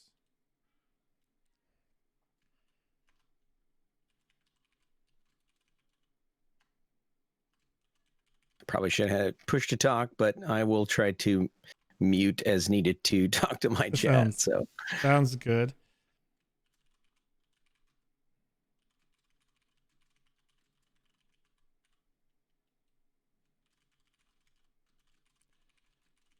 All right, that should all be boom, boom, boom. Done. All right. All right. Now, for me, let's see what I got here. I've got to change this to my Boxcast. Now, I have it as set. Will do I just need to set the settings where, because right now I have it as virtual cam, but it's not going to come through, is it? If you go to the settings in Discord and you go to voice and video, if you set it to virtual cam, your OBS virtual cam, and virtual cam's on in your OBS, the video should come through, just like mine's coming through on yours, or it's coming through on. Okay. So I have it started as far as I know, but it's not showing up. If I change it to this OBS camera, did that just screw you up? No, I'm fine. I'm just not seeing you. Yeah, I have this. So what I did is I grabbed a source of a video source, a virtual cam, and I put it next to me, but nothing's showing on there. So I don't know why that would be, because I have it started like in my tools. Okay. Where is it? What is it set in your Discord and video settings? Is it that set as your camera? Yeah, it's set as video settings, camera, virtual camera. And the preview that I show is just what you're seeing on my end. Oh, so it's not it's not showing the camera at all. Correct. So earlier when I did sort of like OBS camera, it showed like my scene, which is not going to help you at all, like, because then it would not. Well, if your scene has you on it, because that's what happens with the virtual cams, it shows the scene, and then what I do is I just crop the scene to just the part of it that is you. So I just crop out the rest of your scene. Got it. All right, so that may be what I have to do. Yeah, in just a moment, chat, just so you know, we're just getting everything set up. It's new technology using this virtual cameras to do this, so bear with us. Once this is all set up, we'll get on with the podcast. For those of you who don't know, we are being joined today by the fabulous streamer known as PalletBox. We're just getting everything set up. Yeah, now that's not even doing what I wanted to do. It's a little strange. It's not even showing up there. Just making sure all my settings are right. Output. OBS cam, OBS virtual cam. Nope, either one. Yeah, so I did OBS camera earlier and it was working, but now it's not. And there shouldn't be anything else in. Oh, wait a minute. Hold up. I think I know why. Boom. So that should have worked. Are you getting any feed now? Because now it's showing up on my preview, but it's putting me. Yeah. Here, I'm gonna recall just what. Let's try that again. I see my scene, but I still just see your box icon. Okay. Because it's showing up in my preview now. So it something more is working. Oh, in but- the call, is your camera on or is your camera turned off? Because I sometimes forget to turn my camera on. That could be it. 1 second. Let me see. Share your no, it wouldn't be. Yeah, turn on. This could be the problem. There we go. There we go. Perfect. So now I just need to pop this out really quick, and I'm going to crop and enlarge so that I can fit you. So it's just you and not our whole little conversation there. Yeah, right. Well, that's what I probably will have to do as well. But I see you way back in there. Oh crap. How do I do this? Do I just nope. You should be able to click in Discord, click on my image to make it the larger of the images, which is what I needed to do.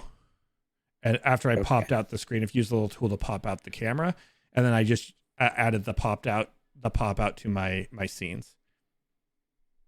But the boxception, yeah, Mr. Guy, there's a little boxception, but we're almost there. We're getting it. All right, transform. So you can take the camera and make it a pop-out box. Is that what you're saying? Yeah, in Discord you can pop out the call, and then you can get the web source from that, and that's added as a source to your OBS, and then you can use the transform feature to just there it is. Crop as much as you need to crop to get it down to just the camera, which is what I'm currently doing now. Got it. All right. So do I choose, or do I choose yours, right? And then give me a second. Thank you, everybody. While we get this set up, anybody who's been here for previous podcasts is aware of this phase. This is the phase known as technology is fun. Yeah, exactly. But we'll be done getting this set up here in just a moment. For anybody interested, go ahead. Sorry. Oh no. All right. So I think transform.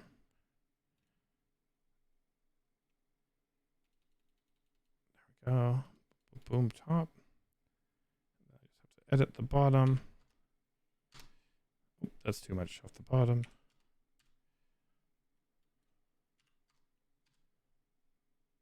Perfect. There we go.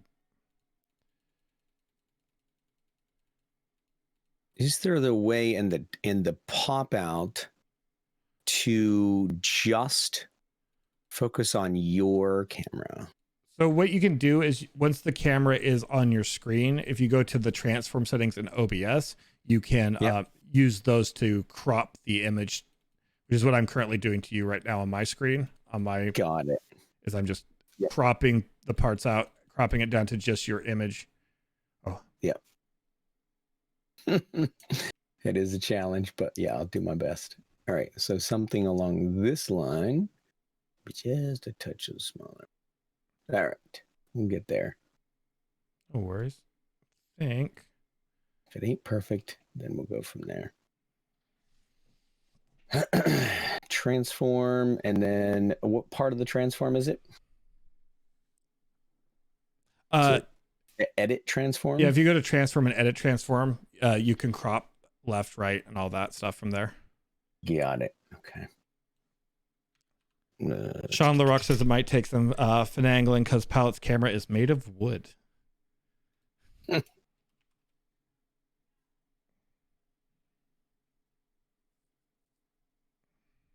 Lucky.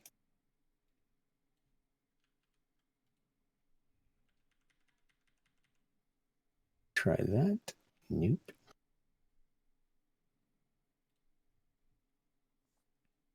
You know what? As long as I'm close, I'm just going to call it a day. That's fine. I'll try to get it so I don't cut out my own stuff, but that's pretty darn close right there. Yeah, that's Thanks good. for your patience. Oh yeah, no problem. Yep. Always something we have to do at the start of every one of our our podcasts as well. So All right, that's pretty close. That's pretty close. awesome. All right. Sweet. Perfect. Hopefully my chat sees everything and I'll go from there. Okay, cool. Awesome. So welcome everybody in. Welcome to Tavern Talks podcast. I do have to finagle one more thing, but while I'm doing that, I am unpausing a redemption. So you'll notice now I have to pause my other redemptions because we don't need to be dancing or the like during the podcast. So just a second while I need to put a pause on a few of my redemptions so people aren't disappointed when I have to say no. There we go. Awesome. So you'll notice that in the point redemptions, there's only one point redemption that's currently not paused, and it says guest question. So anybody who's watching here on my stream, if you have a question for myself, for Palletbox, for both of us throughout the interview, since we won't be able to respond to chat, since I have to cut this down to audio and video for YouTube and for Spotify and things like that as a podcast, we do have a Q&A section at the end. So if you think of a question early on, I made it 25 channel points, so it doesn't really hurt your channel points to just ask that question. And then after the interview, we can get all of those questions. If anybody follows or anything like that throughout the interview, just know I will call all those out at the end as well. But once again, because it makes it easier to convert this later to audio for audio only, won't be calling those out as I normally would during stream. So with all that kind of like preamble out of the way, welcome everybody to Tavern Talks podcast. Tavern Talks is a podcast where we take the time to get to know other content creators, Twitch streamers, artists, people like that in general. Our main focus at the start of the podcast has been on streamers. We are joined today by one such streamer by the name of Palletbox. Pallet, if you could take a minute, just kind of introduce yourself, when you started streaming, just a little bit Sure. about yourself. Yeah, so obviously I'm Palletbox. I think I started a little over 2 years ago streaming. I kind of I just started to wing it. I didn't really have any good plan in mind other than I wanted to try this. I wanted to give it a go. I was I'd kind of went through some different jobs. We had sort of moved it just a couple 3 years before that, kind of back to the kind of a home area, sort of in a general area where I grew up, but it was just a lot of moves and a lot of changes and a lot of things, and so a lot of dead ends. And I was like, you know what? I've been wanting to kind of do some content creation for a very long time, so I was like, hey, you know what? I guess it's time. Nothing else is working, so let's dive in and see how it goes. And that's basically how it started. And I literally just sort of one day just went down, and I had already built this room, at least a good part of it. I had done a lot of things. I had my PlayStation and an old gaming PC, and was able to get it kind of all hooked up. And I don't know, somehow I figured it out, watched some videos, and yada yada, and boom. So it's been a little over 2 years ago. Yeah, when it comes to content creation, when it comes to streaming, all that, a lot of it is just going for it, I feel like. So really glad that you just kind of went for it a few years ago. You already kind of mentioned the room. So let's go ahead and start there. Very unique setup, very beautiful, like looks like all natural wood setup. Obviously your name's Palletbox is kind of tied into that. Talk a little bit about the building of the room and what that room actually is made out of. Yeah, so kind of what happened was we moved into this house, and there was an addition put on the house some years before that was really just a sort of a back porch. Fun fact, I don't want to get too far on this, but Pittsburgh is known as having what's called a Pittsburgh toilet. And what that was just a random commode stuck in an entryway to a house or whatever. And clearly they must not have had one, and they needed one. So they put this little like back porch thing, and there's like a toilet in one corner. It's just super weird, but it was something that the steelworkers, I guess, needed because they came in before they got cleaned up, or they were in and out with all the soot and all the crap. They would do these little like entryways. So somebody had added this at one point. Well, there was a basement to it, and it was separate than the main house, and it was just a little catch-all. It was a dusty, dirty, dark room, and that's it. And nothing was going on down there except dust, and it was some random junk that was there when we got there. So I went in. First I just went in the room and I swept it out, and I was like, maybe this could be something someday. And then all of a sudden, it was like I started this, just kind of started thinking, what could I do? And I started with the ceiling, and I had a bunch of pallets sitting around, or had a couple, 3, and I was like, it's free wood, and I was like, I think I could get the pallets up there because there's just insulation up here and it looks terrible. It looked terrible. I was like, I bet I could put pallet wood up there to make it look kind of like boards, and that would be like the first step because that looked like the worst. And who wants insulation falling on your head? And so I got all of that sort of done, and stuck, like I said, it's just little pieces of pallet wood. And I did that project. And once I got that done, I was like, all right, I think this could be something. And that's when it sort of, the idea started kicking around of putting wood on the walls to make it look like a little cabin. So that's where it started. And I had a friend that had built a log cabin, at least had cut most of his logs. So he had all of these boards that you see on the wall. He had all this lumber sitting for 2 or 3 years, drying out. It was just kind of rough cut pine boards. Is the absolute perfect. It's not heavy, super heavy wood, so it can, you can hang it. And that's what I did. I had to sort of put other boards because this is all cement block. Part of this is stone, like 3 foot wide stone foundation, and then other part of it's brick. So it wasn't going to look good without anything on it. So I just took the time and drilled holes, and it was kind of a big, a big deal. A buddy came over and helped me, and yeah, we got all this on. And once I got that on, I'm like, now I think I can do something, and it felt like a little cabin. So yeah, and it really did. When I originally found your stream, I came in with a raid. I actually did think that you were in a cabin, or at least that kind of style of house. So I think you did a great job. Right.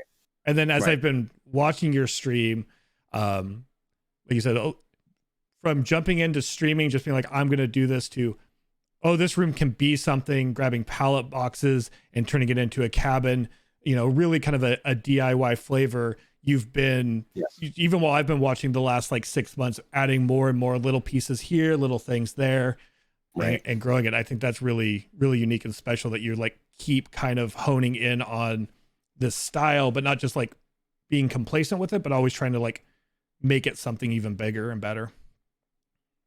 Yeah, it felt like it was like, the name sort of came when I was sitting in this chair, not this chair, but in this spot virtually. And I'm thinking, what could I name it? And, different things from my past or whatever. And then it was just kind of like, oh yeah, it's a box and it's made of pallets, and, but it was like, I guess I always sort of was inspired by people who, and at that time, it was by absolute necessity that I really didn't have money. I had nothing to really go for, really nothing to use.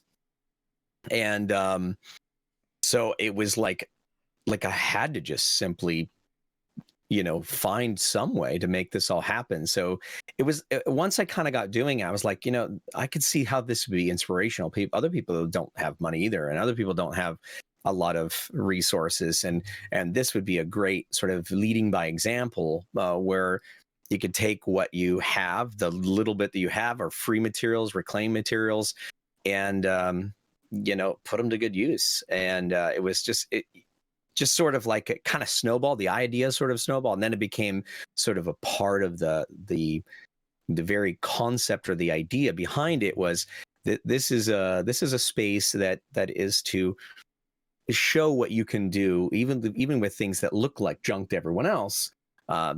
This is what we can do, and it turned into even sort of what I believe as kind of my ethos is you know, inspiring, you know, by, once again, sort of like leading by example to take what you have. You don't, you know, a lot of people look at what they don't have and what, you know, is not there. And, you know, and it's really easy to feel like you don't have much and, you know, it be depressed about it. And it was just like a great sort of story. So that's it kind of just became a thing. And yeah, then it's become like great content because it allows people to see, you know, kind of how it progresses and you get the whole journey, right? And it's not just like, boom, I have this amazing room and, you know, it's more like, oh, it's great, but I can get better and we can keep, and it allows me to tinker, and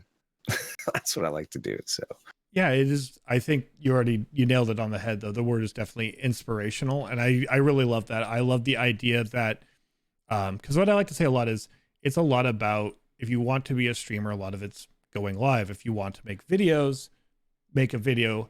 If you don't have the space, like create the space from what you have, which is something you like really, really did with that space and with a lot of what you do. And I think it is really inspirational. I think that is a great message for people to have, because nobody starts out where they're going to end up on their journey. You just kind of have to start on that journey. So I think it's really great for people. Like you said, it adds content. It's, you know, you get to add that as part of your content, but at the same token, it gets to be this inspirational story when people ask about it, when they read about it in your about and stuff, to know, oh, this was kind of just a dirt room below a house, and now it is this amazing little like wooden studio, like that looks like a cabin.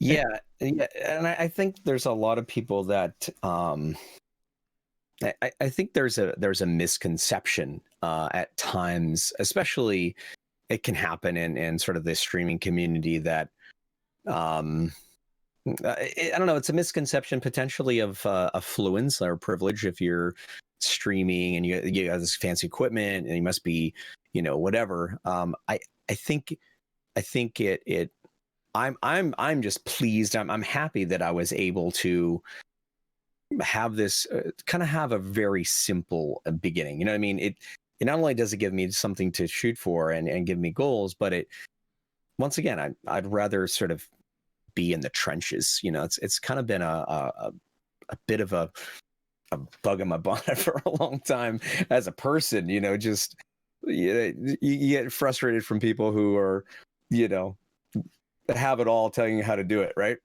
And it's like, you know, where are those voices of people who've had to kind of claw their way out of the you know, out of the swamp and make something? And it was just like I said, you don't want to like, oh, look at me, but at the same time, you know, you do want to kind of like, you know, try to lead by example, like I said, and you know, show that, hey, there are possibilities with very little, you know, and we can make something of very little if you know, if you give it a go. And that's what I'm like, I guess that's what I'm most pleased about the whole situation. Yeah, and that is definitely something to be pleased about. And again, that message is just very inspirational. It's a very good one to have, because you don't need the most expensive lights, the most expensive camera. You don't need, all you need really is to go live. I know I'm saying that from a position where I'm using a more expensive camera, but again, I'm using that because I have a background where I already happen to have that camera. But I also have a friend who looks amazing, and they use their phone as their camera. Yep. So I think it's really important. Yeah. Being in the trenches and being able to do it. And again, that's the message that I really hope a lot of people who do watch this, who are watching this, whether it's on YouTube live or listening to it, take away really importantly is, you don't need to have the most expensive gear, the fanciest things. The gear doesn't make the stream. What makes the stream is the person, the personality, which you develop that from streaming. Every time you go live, you develop a little bit more. And that's kind of where I wanted to go next, was like, you said you've been doing this a couple of years now.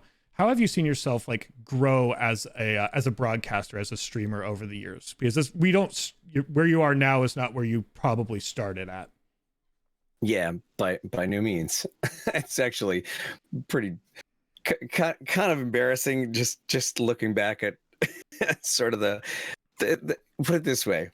When I started streaming, I really wasn't in the best place mentally.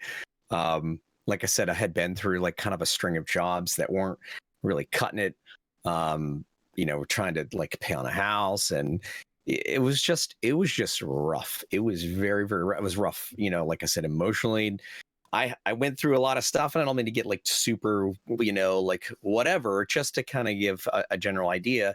Like my father had passed. We came back to Pennsylvania where I grew up. My father had passed away. My brother-in-law passed away. All these like just really hard things happen, in addition to trying to find stable work.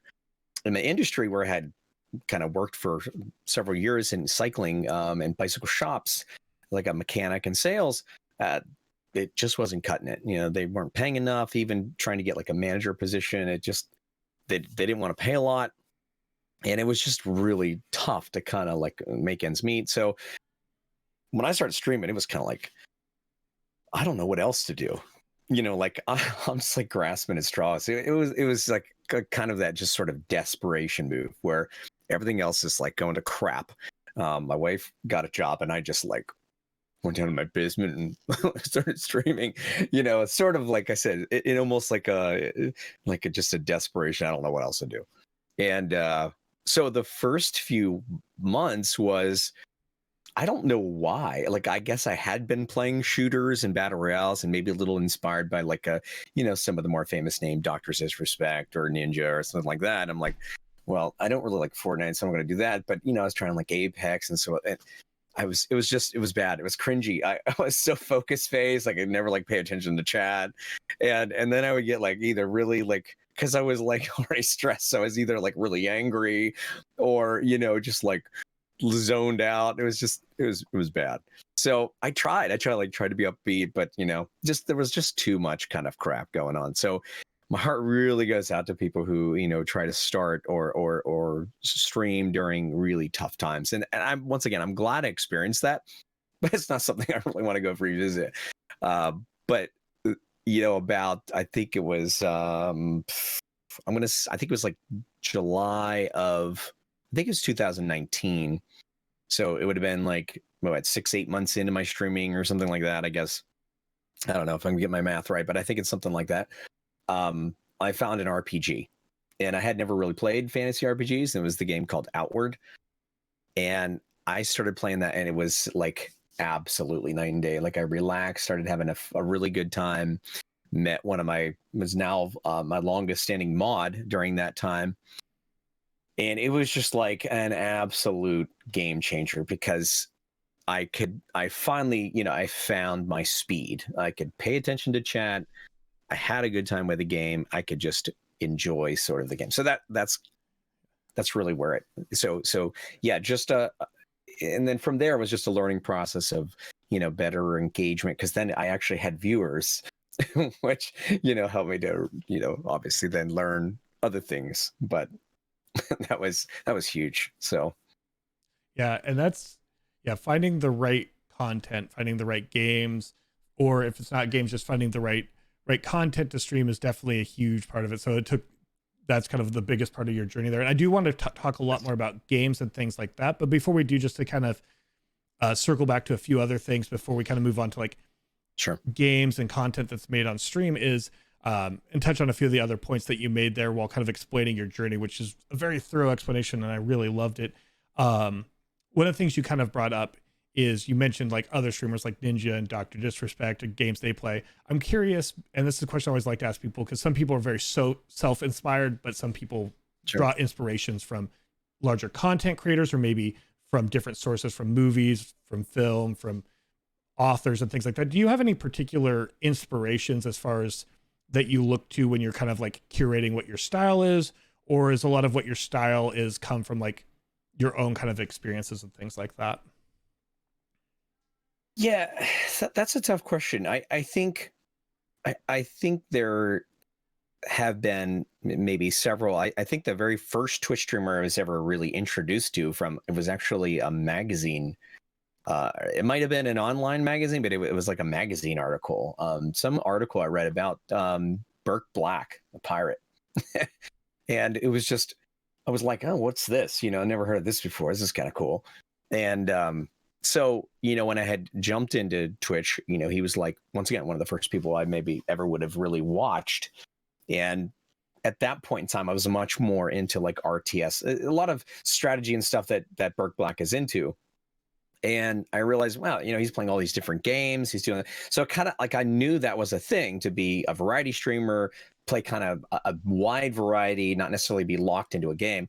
And then as I got introduced to Ninja and like I said, Dr. Disrespect and others, I started to see, that's how you Ninja was like a great example of taking one game and just kind of riding its wave up.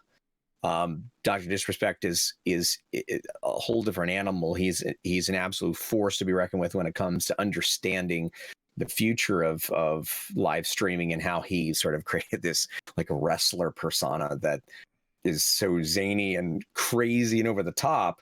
Like, so this guy uses a character. And so I just started to learn these like different styles in different ways. And then, like Asmongold and some of these other people that are just very unique individuals that just do whatever they want to do. It doesn't really matter. Or just people who just stream like, yelling at their friends or whatever they do, just crazy, like all over the board. I guess it was like this, seeing all this stuff and saying, how do I take, my personality and pull from the positives from all those, because I'm not going to try to be a copycat, right? That's stupid. We all know that doesn't work. But how can I learn from this? So I guess it was a mixture. It was kind of like trying to discover how best do I, present what I think is fun and interesting, and yet, learn from these guys that are successful, right? And do get, which some of it's just people know who they are. But so I guess it was a mix.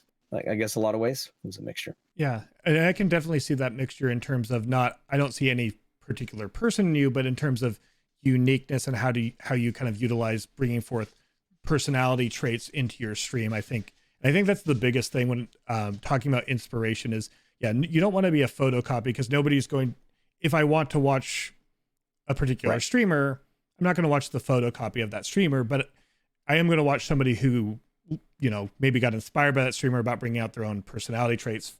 Just an example on my end, there's a huge streamer right now who likes to challenge themselves a lot, named Ludwig. Ludwig does things a lot of times when Ludwig plays games, brings stakes to the game. Like, if I don't beat this game by the end of stream, I'm gifting 100 subs, and utilizes a lot of music. So while I don't do a photocopy of Ludwig, I do understand what you mean about like grabbing pieces, because the concept of utilizing music in my stream and the concept of utilizing stakes to what I do, because my personality type very much likes gambling, likes a little bit of like, there to be a little bit on the line if I'm going to lose at something. So I was able to borrow that. And that's kind of like what you're saying is you're not going to be Dr. Disrespect.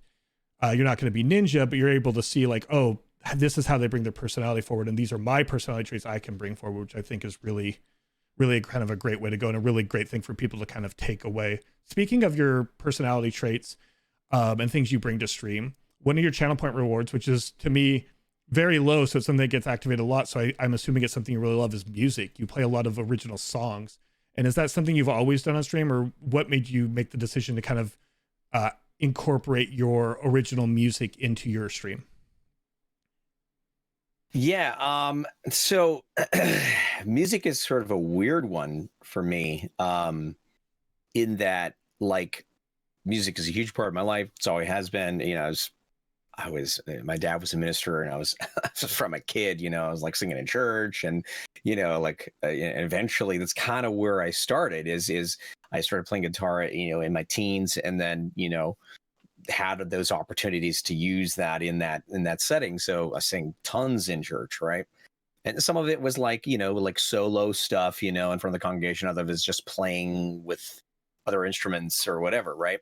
So it was quite a mix there, but along the way, like I had sort of decided, like I not that I was like against or whatever against worship music. It was just simply like I want to start to just express just stuff, stuff from my life.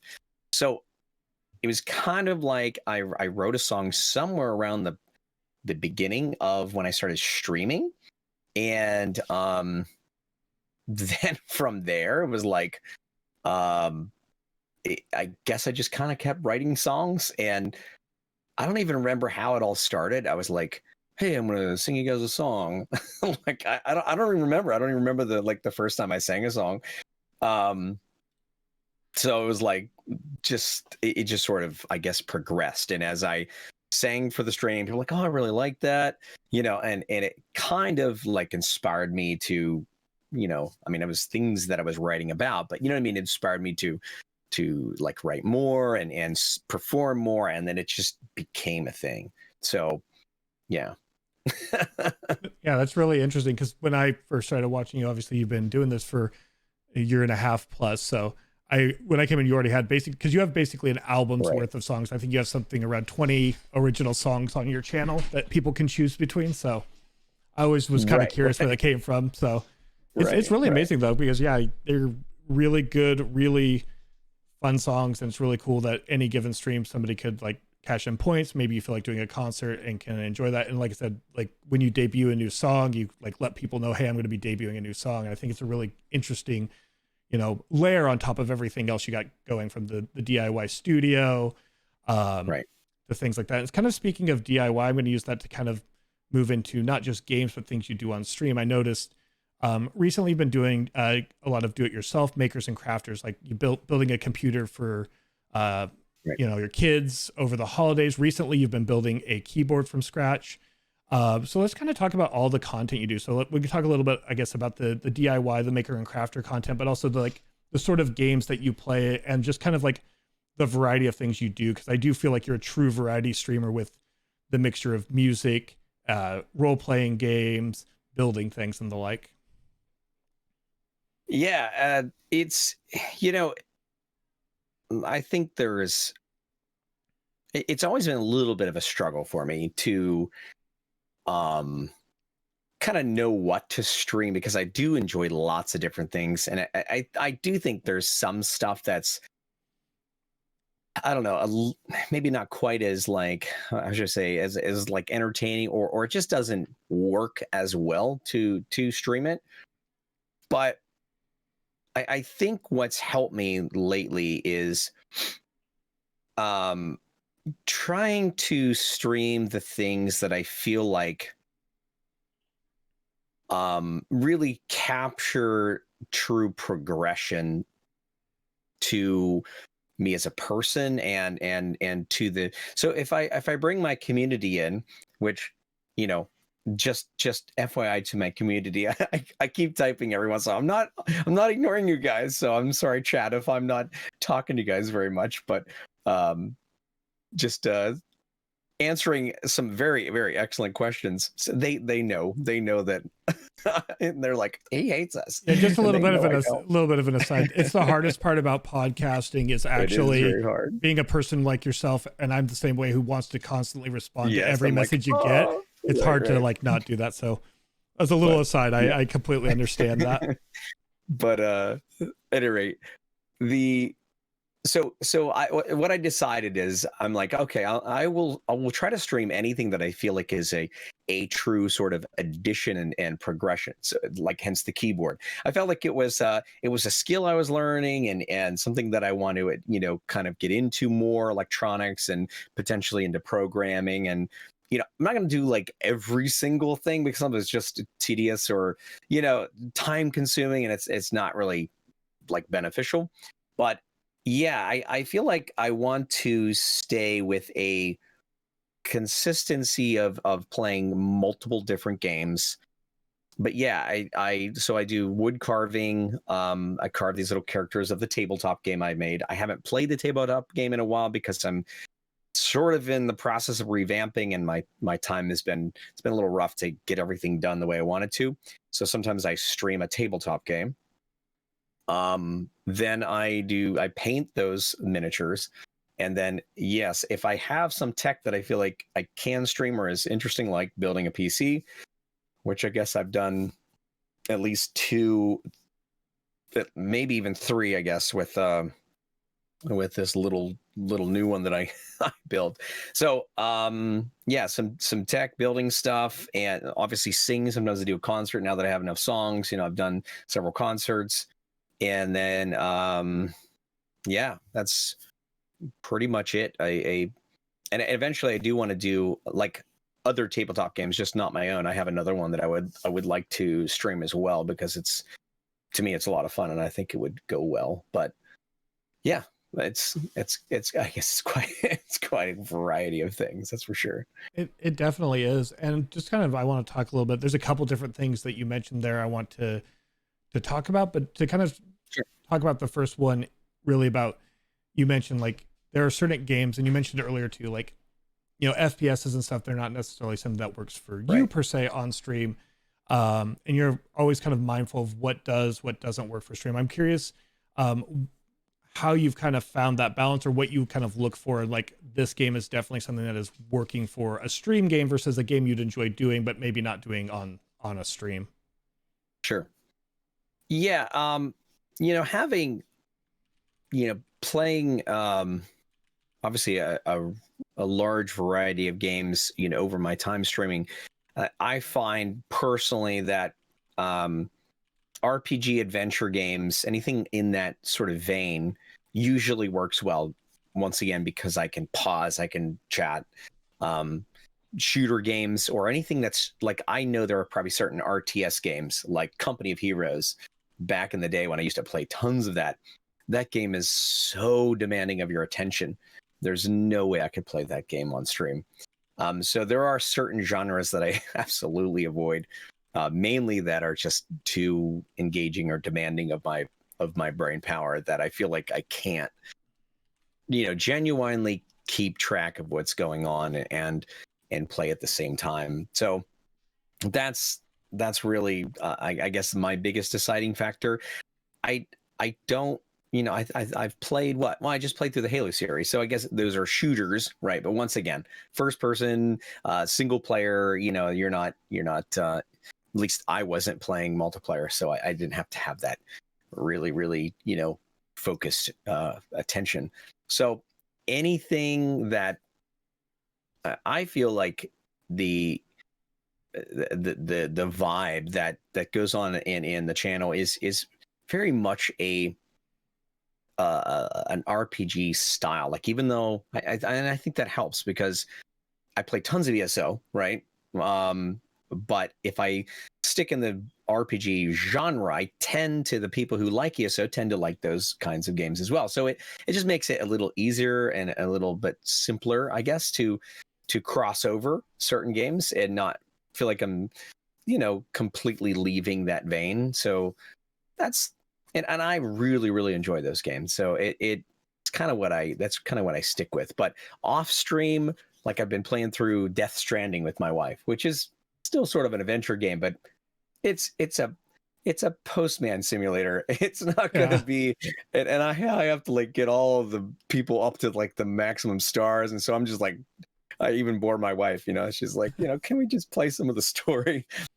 So I know there are certain games that it just wouldn't, jive really well on stream, but yeah, the RPGs definitely do well for me. So yeah, and I think that's really good, is to find those types of games that work with your community, also work with you being able to connect with your community. Because that was my thing, is there's games I really love, and there's streamers who just do it so well. So like, there's a game out there called Crusader Kings 3, and I love Crusader Kings. Okay. I love that game.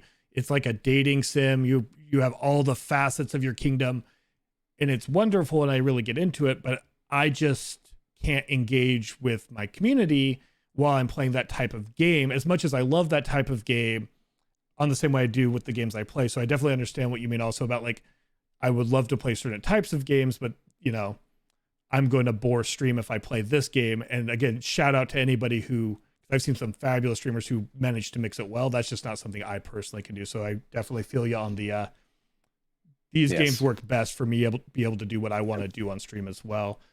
You did mention one of the games you play is Elder Scrolls Online. Obviously, that's kind of one of the main games I also play. So a lot of the streamers I reached out to for this initial set of podcasts though it's not a requirement, do play Elder Scrolls Online. But just kind of in the vein of Elder Scrolls Online, I do like to ask people, what drew you to Elder Scrolls Online as a game, and what kind of makes it a decent game, like a good game for streaming, for you, for the content you do? Sure.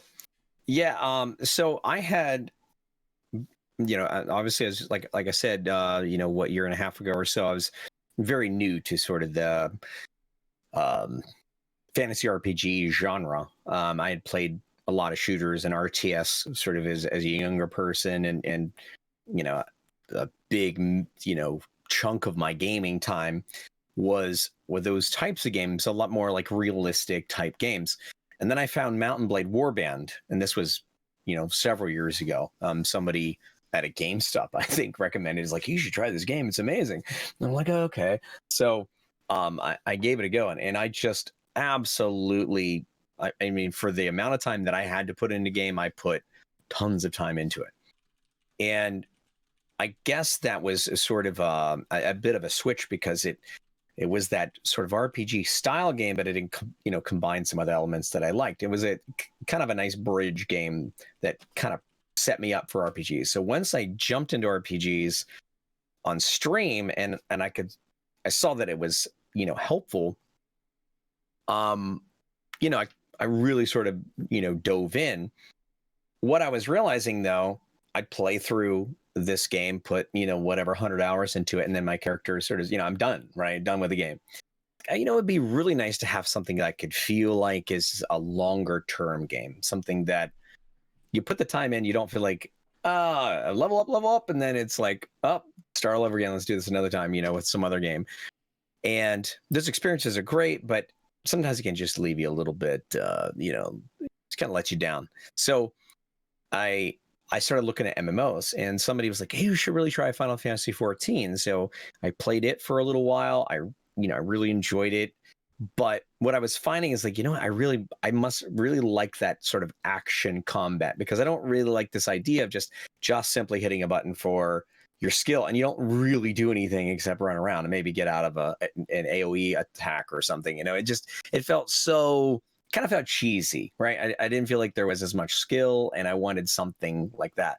And that's what led me to ESO. I started looking at different MMOs that I could feel like were a longer term, style RPG, but still had sort of that single player RPG element. So when I started playing it, and I realized that, this really provides true, you can play a large majority of that game, just by yourself, quest to your heart's content for hours and hours. And that was really what kind of hooked me, is that I feel like I can really, really enjoy this game personally, sink some time into it. And yet, if I really want to, I can, try to do some end game content, or, jump into some PvP.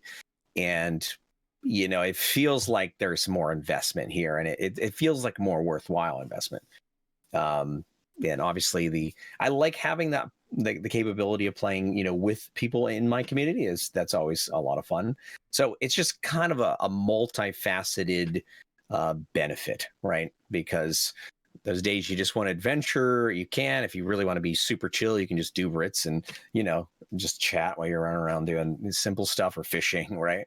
Or if you really want something super challenging, you can. So the game itself provides tons of different avenues for that. And ESO just has an incredible community. So, I mean, you add those together, it's kind of no brainer. I always pull, a lot of folks. I always felt like the community really grew as I got into ESO, my community. And as I got connected with many more streamers, I really have to give credit to the ESO community as a whole for a big chunk of my growth and development, because they're the ones, raiding me and, supporting me. And, it's a lot of gratefulness in my heart for, some really great people like yourself, that have just been super supportive and just kind. And yeah, it's been it's just been a positive experience all around. Always new content. There's always something to do. It always feels overwhelming to me, but I like that. I would rather it feel that way than be like, oh, what are we gonna do now? So.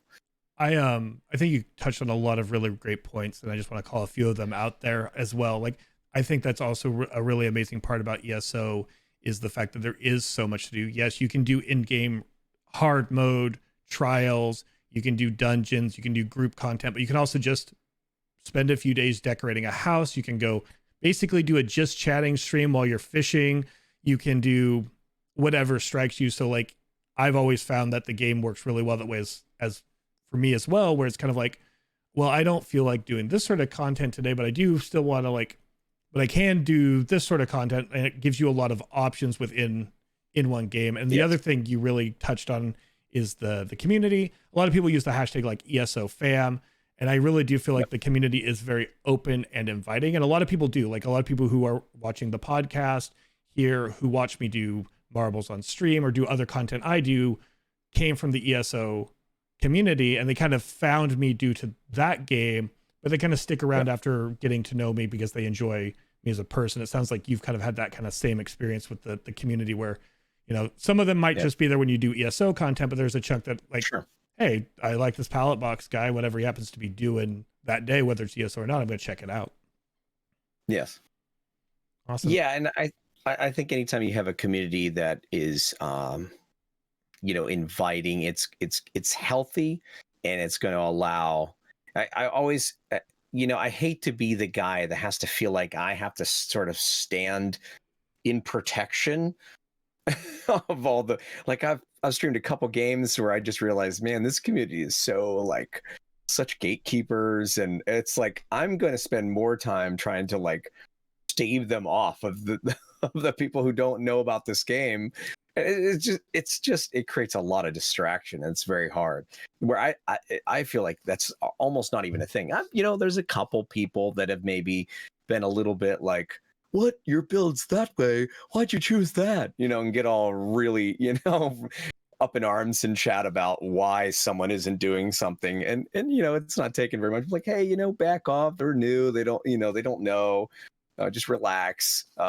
But just, once again, I want my chat to be a place of just people don't have to feel like I'm sharing about what I make or what I build, and somebody's got to like preach at me for 15 minutes of why I don't, have it set up meta, like I just don't think that's appropriate or healthy. And it's just frustrating as a streamer when I want to keep the chat kind, where you have to feel like you always have to fight the community for that. And I don't feel like I have to do that 99% of the time for ESO. And that's to me, that's huge.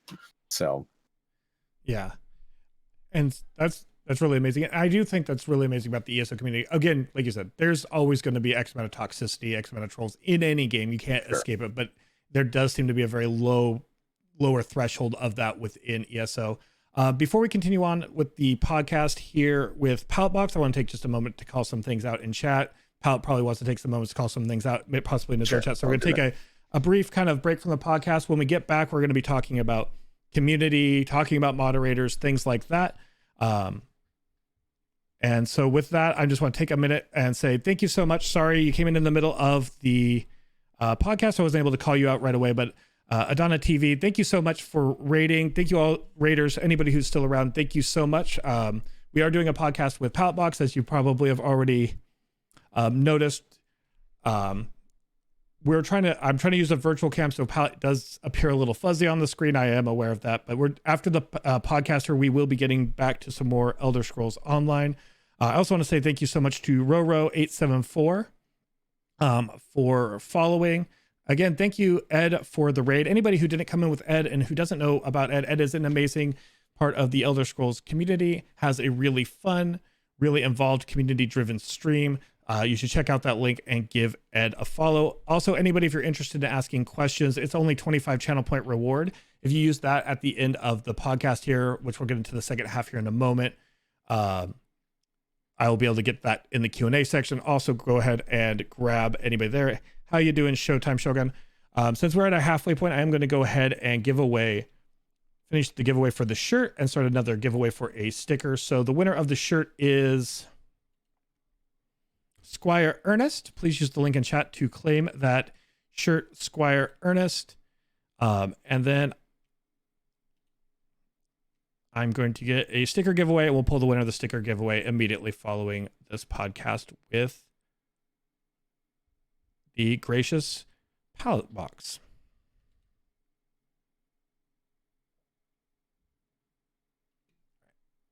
I think we are all good. Perfect.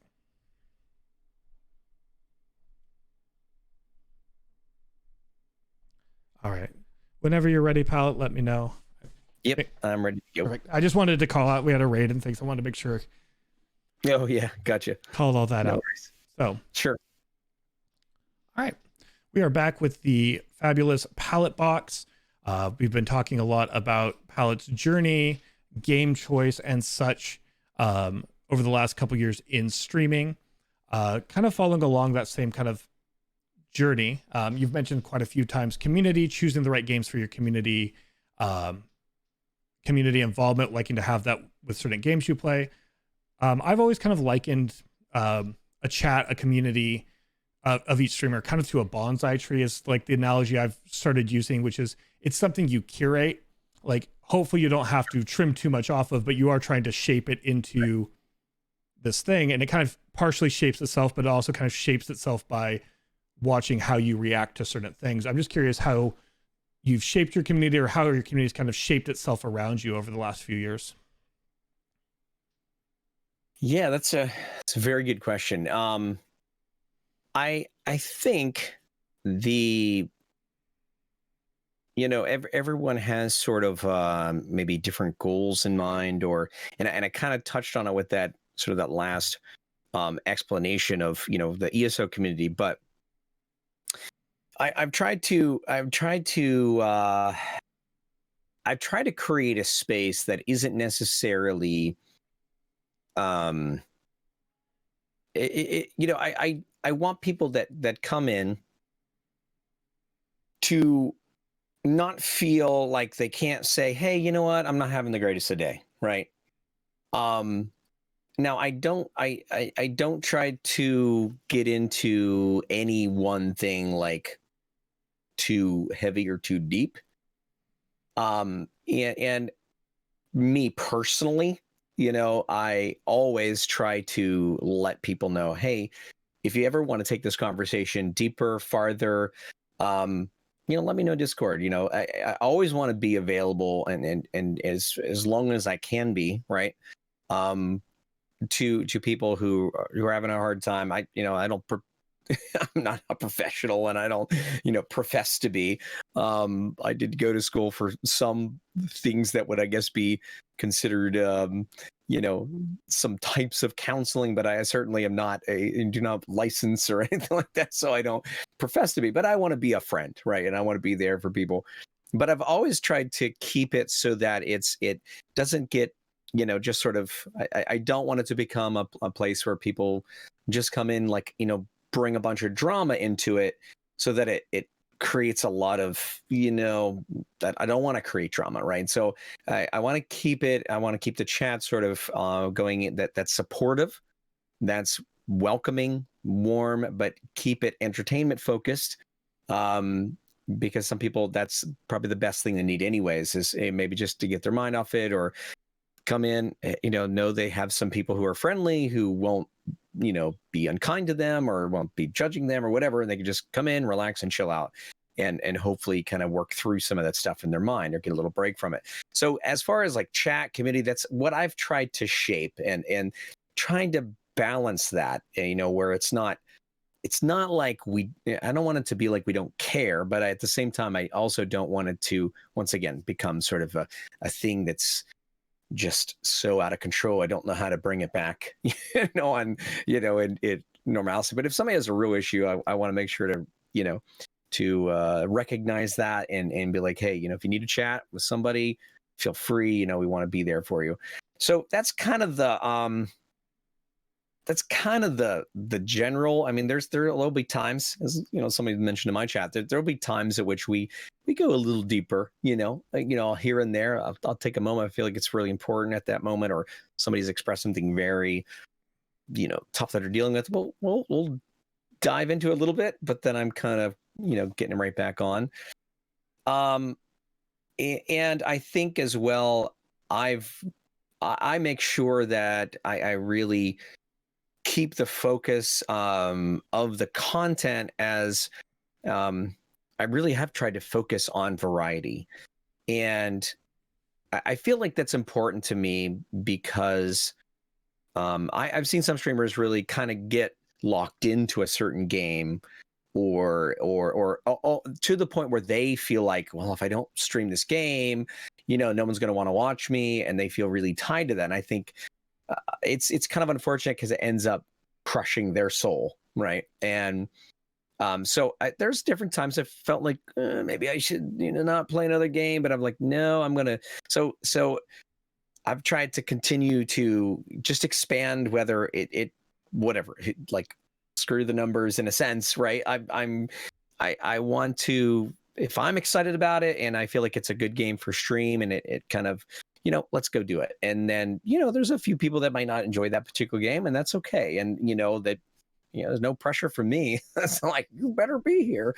It's about enjoying, the vibe and enjoying the community, and not everyone's going to enjoy everything, and that's okay. That's fine. But I also feel like what that does, it allows me to stay, fresh, right? And keeps me sort of, it's very hard for me to stay on any one thing for very long anyway. So just keeping that variety, and that's what's led to obviously a variety, not just games, but then other kinds of things that I do as well. So I guess that's how I've shaped. Those are very purposeful for me to shape in a certain way or do a certain thing in that way. So that's kind of how it goes. And just real quick, thank you, Chronicles of Chelsea, for that raid. Welcome in, guys. I'm sorry we're in the middle of a podcast, but thank you guys so much. So yes, Octavian. Yeah, so you actually touched on some things that I like to bring up, so I'm glad you already touched on as far as like what I feel streamers could do. And I'm not talking about streamers. Some streamers just have the one thing they like to do. We've talked to people on the podcast where they specifically do Elder Scrolls Online PvP. And so I'm not referring to anybody who does that. If that's what you love to do, that's your content. But I do like to talk about the concept of feeling stuck in a category or pigeonhole, which is something you touched on, because there is this legitimate fear. Like your numbers, like my numbers when I do ESO are higher than when I do other things. So like even doing a podcast here that is tangential to ESO, because a lot of the initial streamers I'm talking to get people kind of used to the podcast have at least a little bit of Elder Scrolls Online play, there was still that initial apprehension that I pushed past. So I think it's really cool for you to mention that and kind of talk about like, this is how I want to shape my content. And I think it's really important for other people out there who might be thinking about streaming or streaming to hear like, it's okay for your numbers to go down if what you're doing is making yourself feel refreshed and energized, because it's going to hurt your content more in the long run if you are 6 months deep and you no longer want to be playing this game and you can't get out of it. Because I've definitely talked to friends who have streamed in the past. One of the things that burnt them out more than anything was feeling stuck in a category, and that was a lot worse than trying something new. So yeah, I think it's I think everything that a streamer should do should be strategic, right? You can't just turn your brain off and be like, well, I just want to play this game and not think anything, how it affects anything, right? So I feel like I feel like everything I try to do, I try to do with some level of, consideration of how this game fits and how it fits the general sort of overarching theme. Is it something that works well in this particular time slot, or all those things? But it's kind of like where I think you have to, and when even when you choose another game to go to and to try, if you consider the fact, as I've done on several occasions, this particular game has some crossover, it has some similarities, its fan base is ginormous. So if I break into that, there's a good chance I'm going to meet some folks that I would never meet otherwise. I kind of liken it to, you know how they like you go into a grocery store and they put stuff in a grocery store that or department store that is out of place, right? It isn't normally there. And they do it on purpose because you're not thinking about that, but you happen to walk by like, oh, I kind of like that, you know, and you weren't even in that section, you weren't thinking about that, but you come across this great item. So that's how I view it. Is I'm going to show up in places that maybe I normally wouldn't be, right? And it's going to be a little bit out of the ordinary, but people without realizing it may be like, hey, I kind of like this, you know, like it's a little different. It's a little, you know, it's not the norm. It's not what they're used to, but they come along and, hey, this is, wow, I actually like this. So I guess just it helps me to sort of expand and move beyond sort of my circle. And I think a lot of people are afraid to take that step once again, because they're afraid of sort of the repercussions. I might lose viewers. I may not pull in the same amount of numbers, but most of the people, I'm going to say a very high percentage of the people that are now, you know, very deeply connected to the community and are always there, I met through other games, right?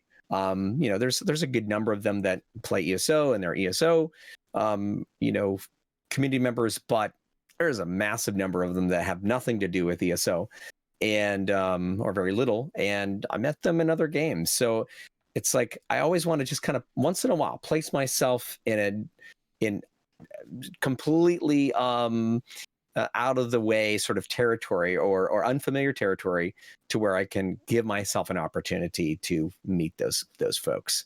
So yeah, that's how I view it. And there's two things that you talked about that I think are really important there.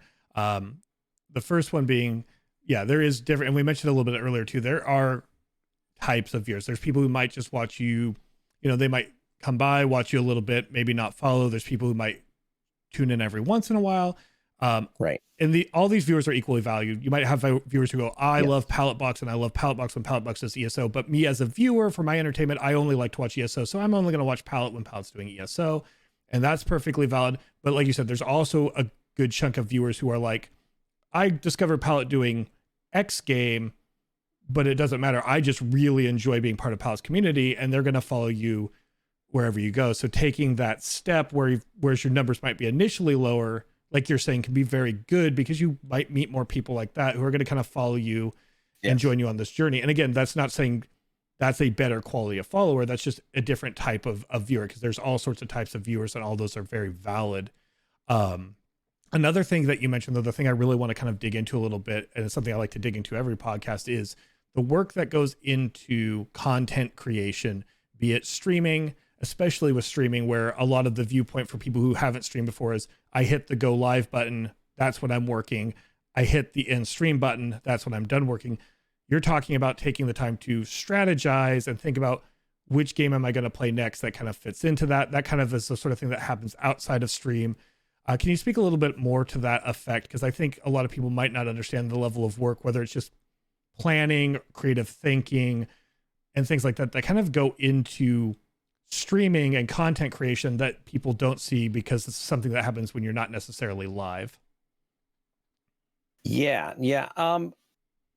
For me, I will be honest and say, not that I would specifically try to lie about it. It just sometimes you don't you just omit certain information because it feels a little more embarrassing.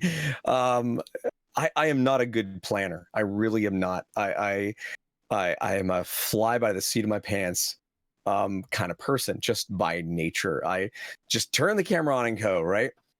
But that being said, I think the reason is because I try to put most of my energy, and I obviously have had to learn to plan and, you know, try to direct it. But a lot of my energy goes into trying to very specifically engage with people.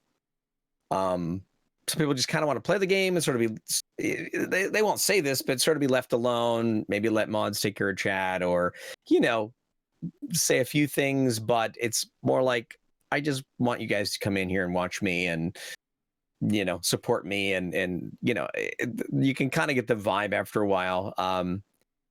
I try to keep it people focused, and I'm not trying to toot my own horn. That's the kind of where a lot of my energy goes. As time goes on, especially with this whole, it's sort of my weaknesses show through. For instance, like my Paths of Palatonia game, I really that needs to happen. I need to get that back going. I need to get it. But the time management is always a struggle, and then of course trying to take care of 4 kids and all that other stuff, right? So, but it is streaming. Because right now I'm streaming for 8 hours a time and 5 days a week. It is very draining, because it is 8 hours of conversation, and I think that's the kind of the focus of my stream is those conversations. And once again, like you said, podcasts are hard because you want to interact and make sure we're obviously trying to keep on point. But the issue is that when you pour your soul into something, you use your life energy. You are pouring who you are into that if you're doing it right, and that's where I feel like it and anything I need to do beyond that, I feel like it's even harder for me maybe than some people. I don't know, just because I'm not as like I said, a natural planner. So man, if I feel like this weekend I really, my day off, my Monday, right, I need to get XYZ done. It's a lot of work. You could easily spend 2 or 3 hours on just a small video or a scene or something like that, and there's so much that kind of goes into that, all that other stuff, and I feel like I could have better looking stuff if I put more time into it. So yeah, the amount of work that goes into those kinds of things is pretty crazy. You're a one-man production show, a one-person show it's you're doing everything, the music, the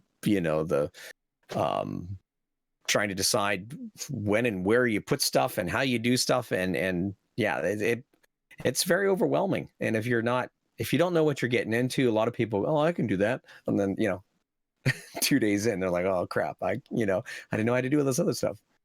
Yeah, and like you mentioned, a lot of it's just learning over time from doing it. But what I was kind of getting at is the extra work that goes into it. For those of you who have not been to a Pallet Box stream, Pallet, and we're going to talk a little bit more. I'm going to ask some questions about Pallet's custom board game here in a little bit. But that world that game is set in Palatonia, Pallet has fully kind of puppeted out animated scenes for when people raid in, for when people follow.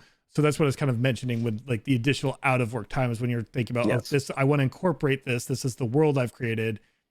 That's some time, because it's not really a quick thing to, build a transition, things like that. So. Yeah. Those kind of things do take an incredible amount of time. Just for a 10-second video, it's easy to spend a few hours on it. And anytime you want to do something like that, for me anyways, I have to kind of I just have to set aside some time and say, I got to take this chunk, just give myself 6 hours, and so I can really focus in and make it the way I want it to be. I wish I could have a lot more of those. I would like to eventually do a YouTube, I would like almost like a little cartoon, with episodes, and do seasons, and eventually that is my plan. But it's where do I find time to make that? So I am thankful for sort of the ideas that I've had to start small. So if I make these small kind of items, like the little raid video, it does teach me a lot better it prepares me. Like, well, if it took that to do that, and how, do I need a storyboard? Do I need to, and you get a much better feel for what it's going to look like for a 3-minute episode, right? So that's kind of the it's kind of the nice part about it, is that I've been in a position where at least I feel like I can take baby steps and progress, and at least sort of prepare myself for the next thing and the next jump. Yeah, and I think mentioning baby steps and mentioning that process is really important as well. A lot of things you say are really kind of keyed into the things I think people should kind of hear, because a lot of, the next step is like, you might have this grandiose vision, but sometimes like doing something, just doing a smaller scale, you learning things. For me, that's been recently, I've been making YouTube videos, and it's learning to edit from scratch. And now I go, okay, this is how long it takes. Like if I have 2 hours of podcast footage, it's going to take me this long to audio correct. And like, then I can kind of get an idea of like, for my future podcast, because the original podcast, we were like 3.5 hours. I wasn't really paying attention to time. And I learned from that, okay, this is how I need to like rein it in. So kind of like different than your scenes when you're talking about trying to work on your scenes to build towards animation, but still in kind of that same vein. Like when you do something, you can take those baby steps and go, this is what worked, this is what didn't, and, build from there. And I think that's really good for people to hear. And kind of just on the same vein as like YouTube and stuff, I do know you have some of your songs on YouTube. Do you have any, again, time's this huge valuable resource that none of us have enough of. Do you have any plans to create more content for YouTube? You mentioned maybe doing an animated series in the future. Just like in the long run, do you have like plans towards other content creation, not just on Twitch? Sure. Yeah. I think the next step for my music, putting out 4 or 5 songs, being a bit of a perfectionist and loving music myself, I feel like if I'm going to do a lot more music, I think I really want to start to try to get into a studio and record something at a little higher level. Even if the video isn't, absolutely perfect, I feel like the audio's got to be right there. Which does lead me to be a little bit more, I'm not sure. I feel like I almost need somebody to help me produce them. So I'm kind of at that stage where I'm trying to figure out how can I take sort of my music to the next level. So I could put out some good stuff that, I could put on Spotify, or I could put on, iTunes or something like that. So that's sort of where I'm at with music.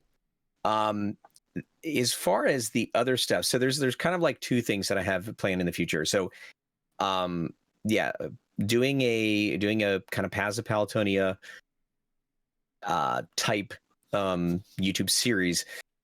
The other thing is, and I was just in a game dev streamer in their channel yesterday, I think it was. I was kind of chatting a little bit.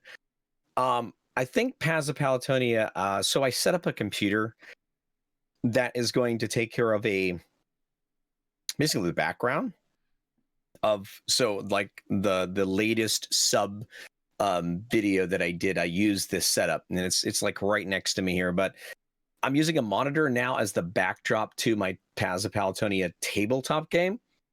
Well, my plan is to actually eventually create a Paz of Palatonia video game eventually. That's kind of like the long, like the 10-year goal, right? Or whatever it would take me to do it. But in that process, I want to start creating small like mini games that help my online sort of my like streaming tabletop game. So that's the plan, is to do like maybe like a small like battle box mini game that when I go into a combat situation in the tabletop game, I can actually pull up that program and use it for the kind of the fight. So it sort of does all the numbers for me, and I'm not sitting there and rolling dice for 20 minutes.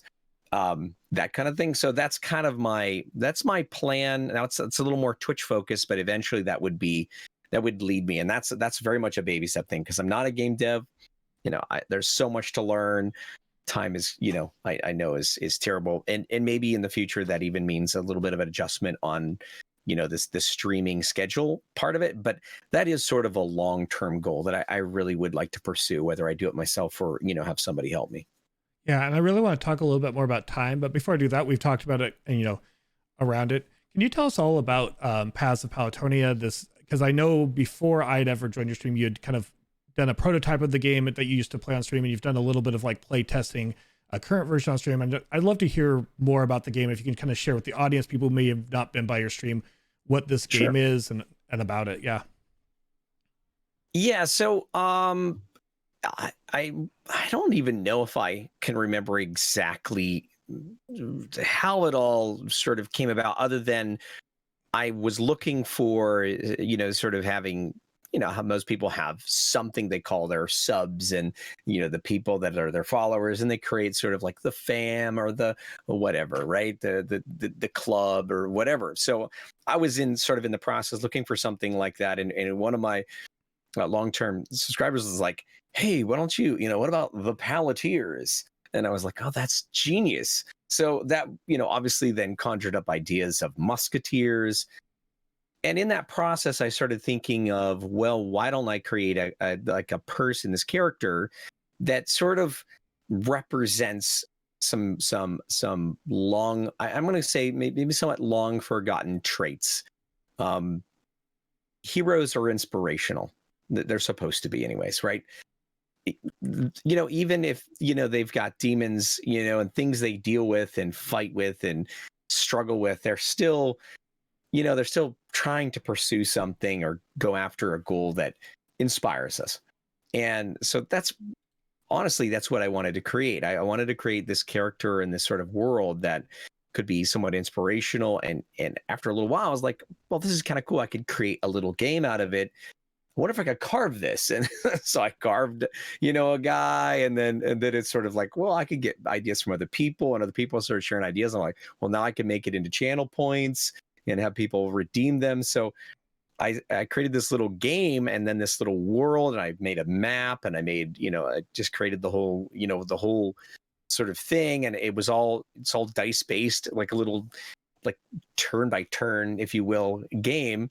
And my chat has pretty much fed me all the ideas for the different characters. People have redeemed characters, and then sometimes it's become sort of extensions of themselves and how they interact with me in my chat. So it's been really cool because it feels very connected. It is, very much a part of the community. People's suggestions and ideas have all kind of become a part of it. So we have certain characters that we kind of laugh at because it is pretty much how those people are, and they've created the character. So it's a lot of fun to have sort of those interactions. So that's really what it is. It's, it's just a game I played on stream and allowed points and other things to interact with it.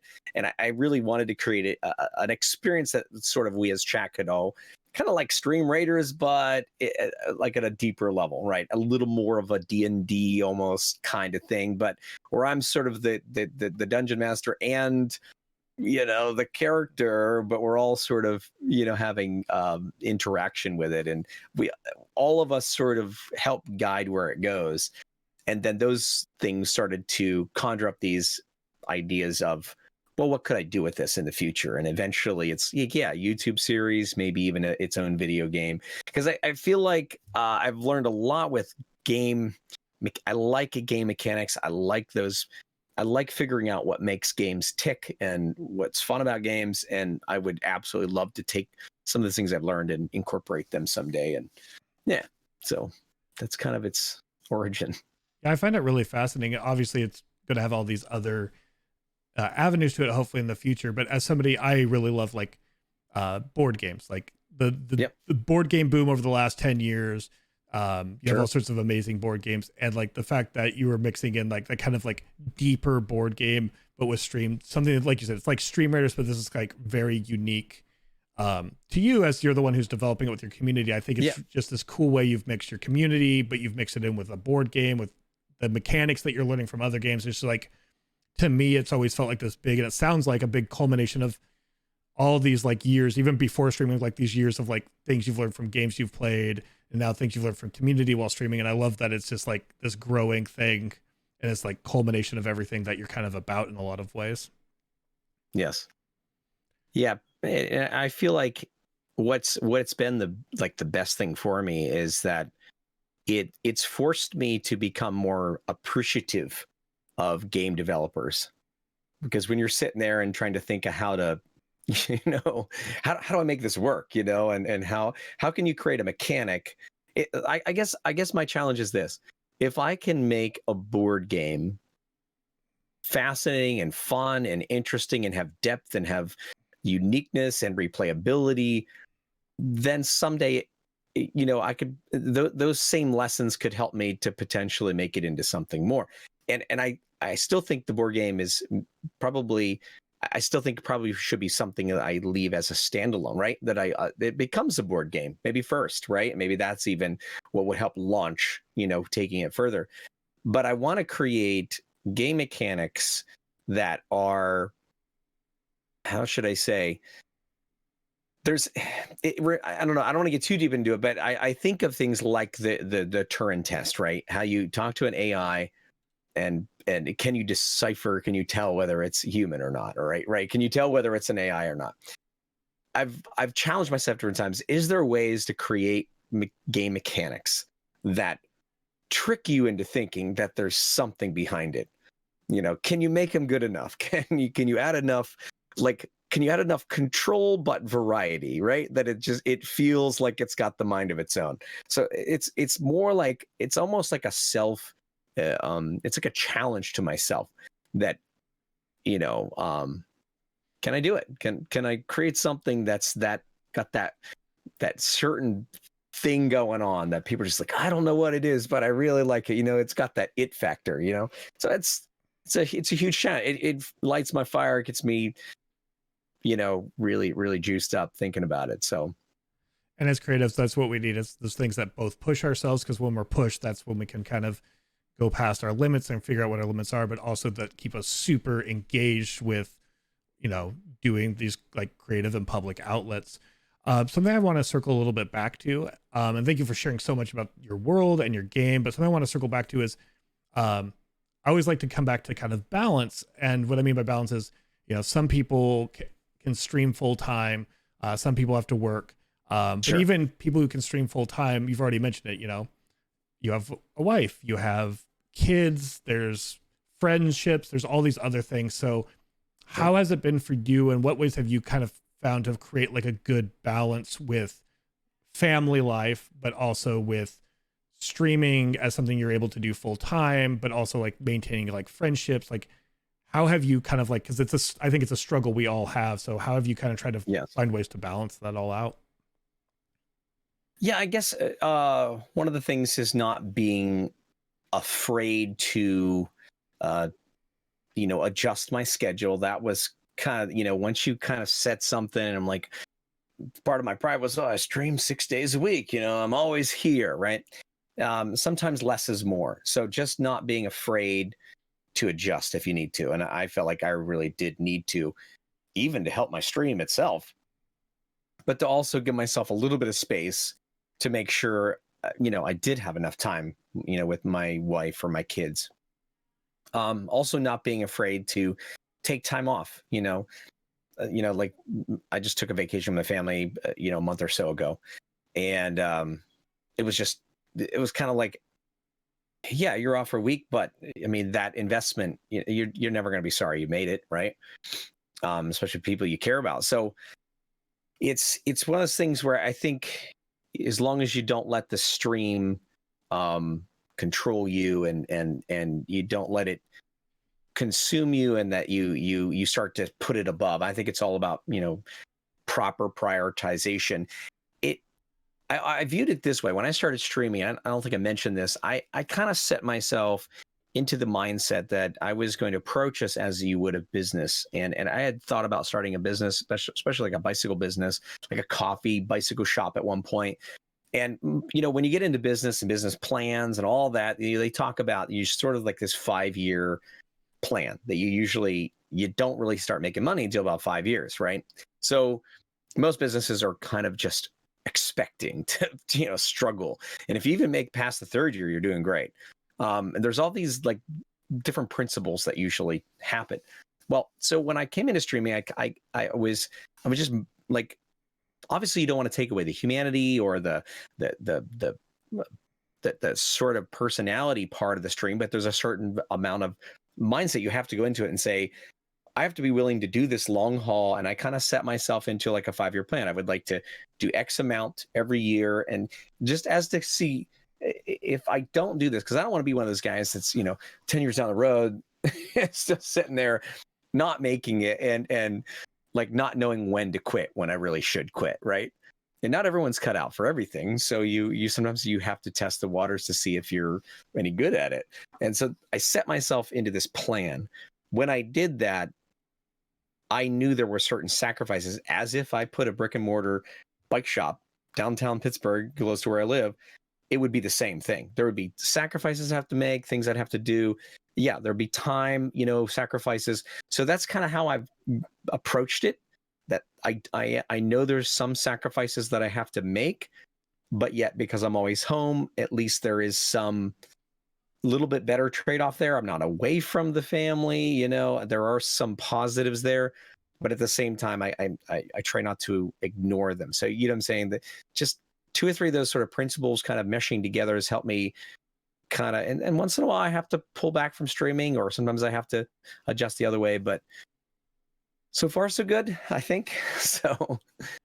And I think that's a really great way to approach it. Again, if you're just a hobbyist, so this isn't applying to, because the question always will come up when I mention this. Some people, obviously, they just stream just as a hobby. They go live when they feel like it.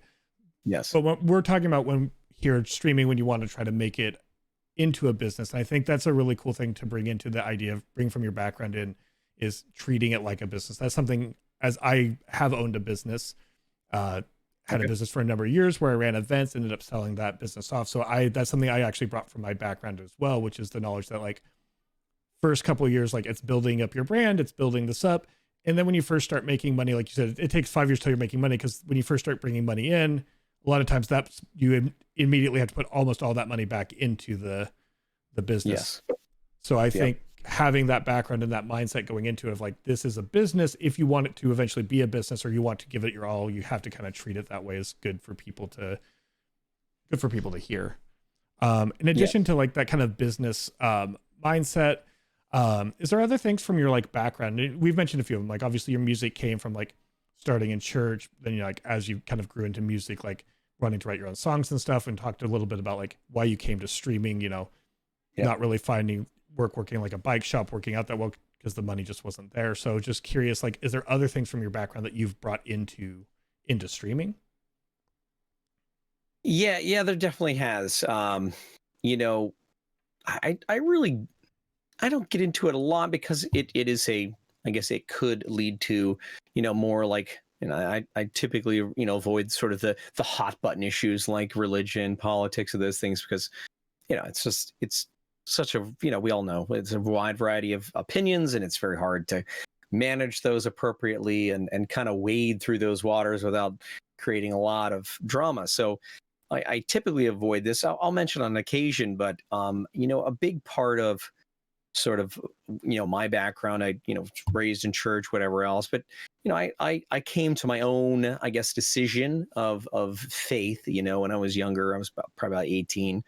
I waffled a lot as a teenager, trying to figure out what I, believed or whatever. But I felt like I came to a decision of faith, decided to follow, Jesus Christ. But in that process, over the next 10 years, I went on quite a journey, and that was, I went to a college, where I took like ministerial courses and went through all that, and ended up taking, positions in, denomination, kind of like did like a church plant basically as a minister, and then did, eventually led to a couple different places, a couple different churches, and I ended up being a minister for about 10 years.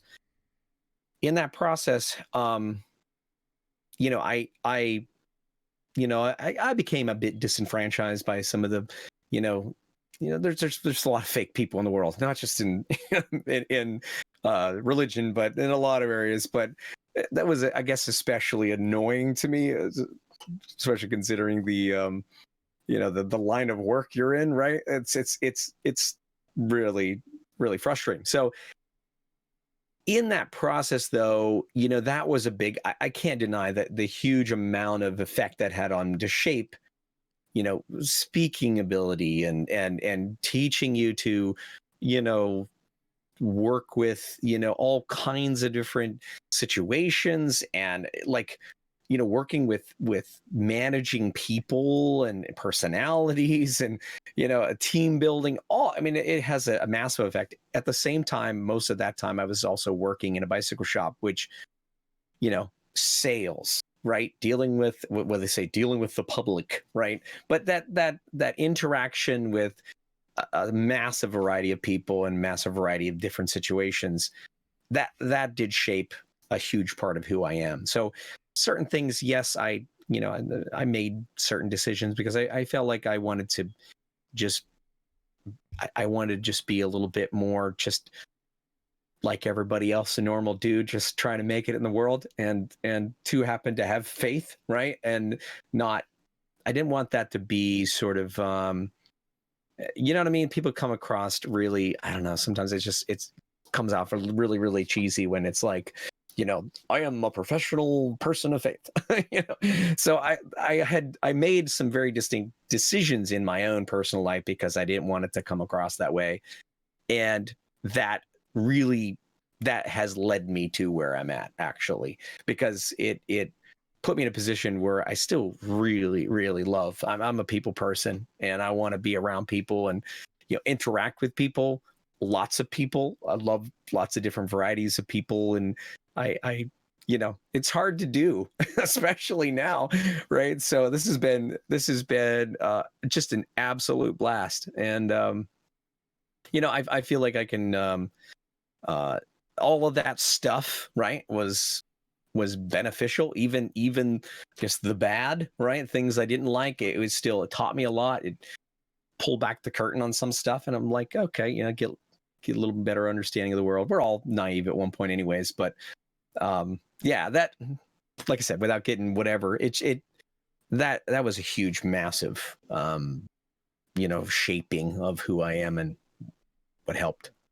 And I really appreciate you sharing that, because like you said, it can sometimes hot button issues, bringing up things like right, faith is a big part of this, or this can lead to, right, depending on where you're at. So I appreciate you sharing that. But I also think something you touched on there in addition to that is like, obviously that shaped you in a way, but also negative experiences and positive both shaped you, being able to learn from those negative experiences. And I think that's really important for people to know, is like your backgrounds can shape you in those kind of like amazing and different ways. And I do appreciate you sharing the faith background.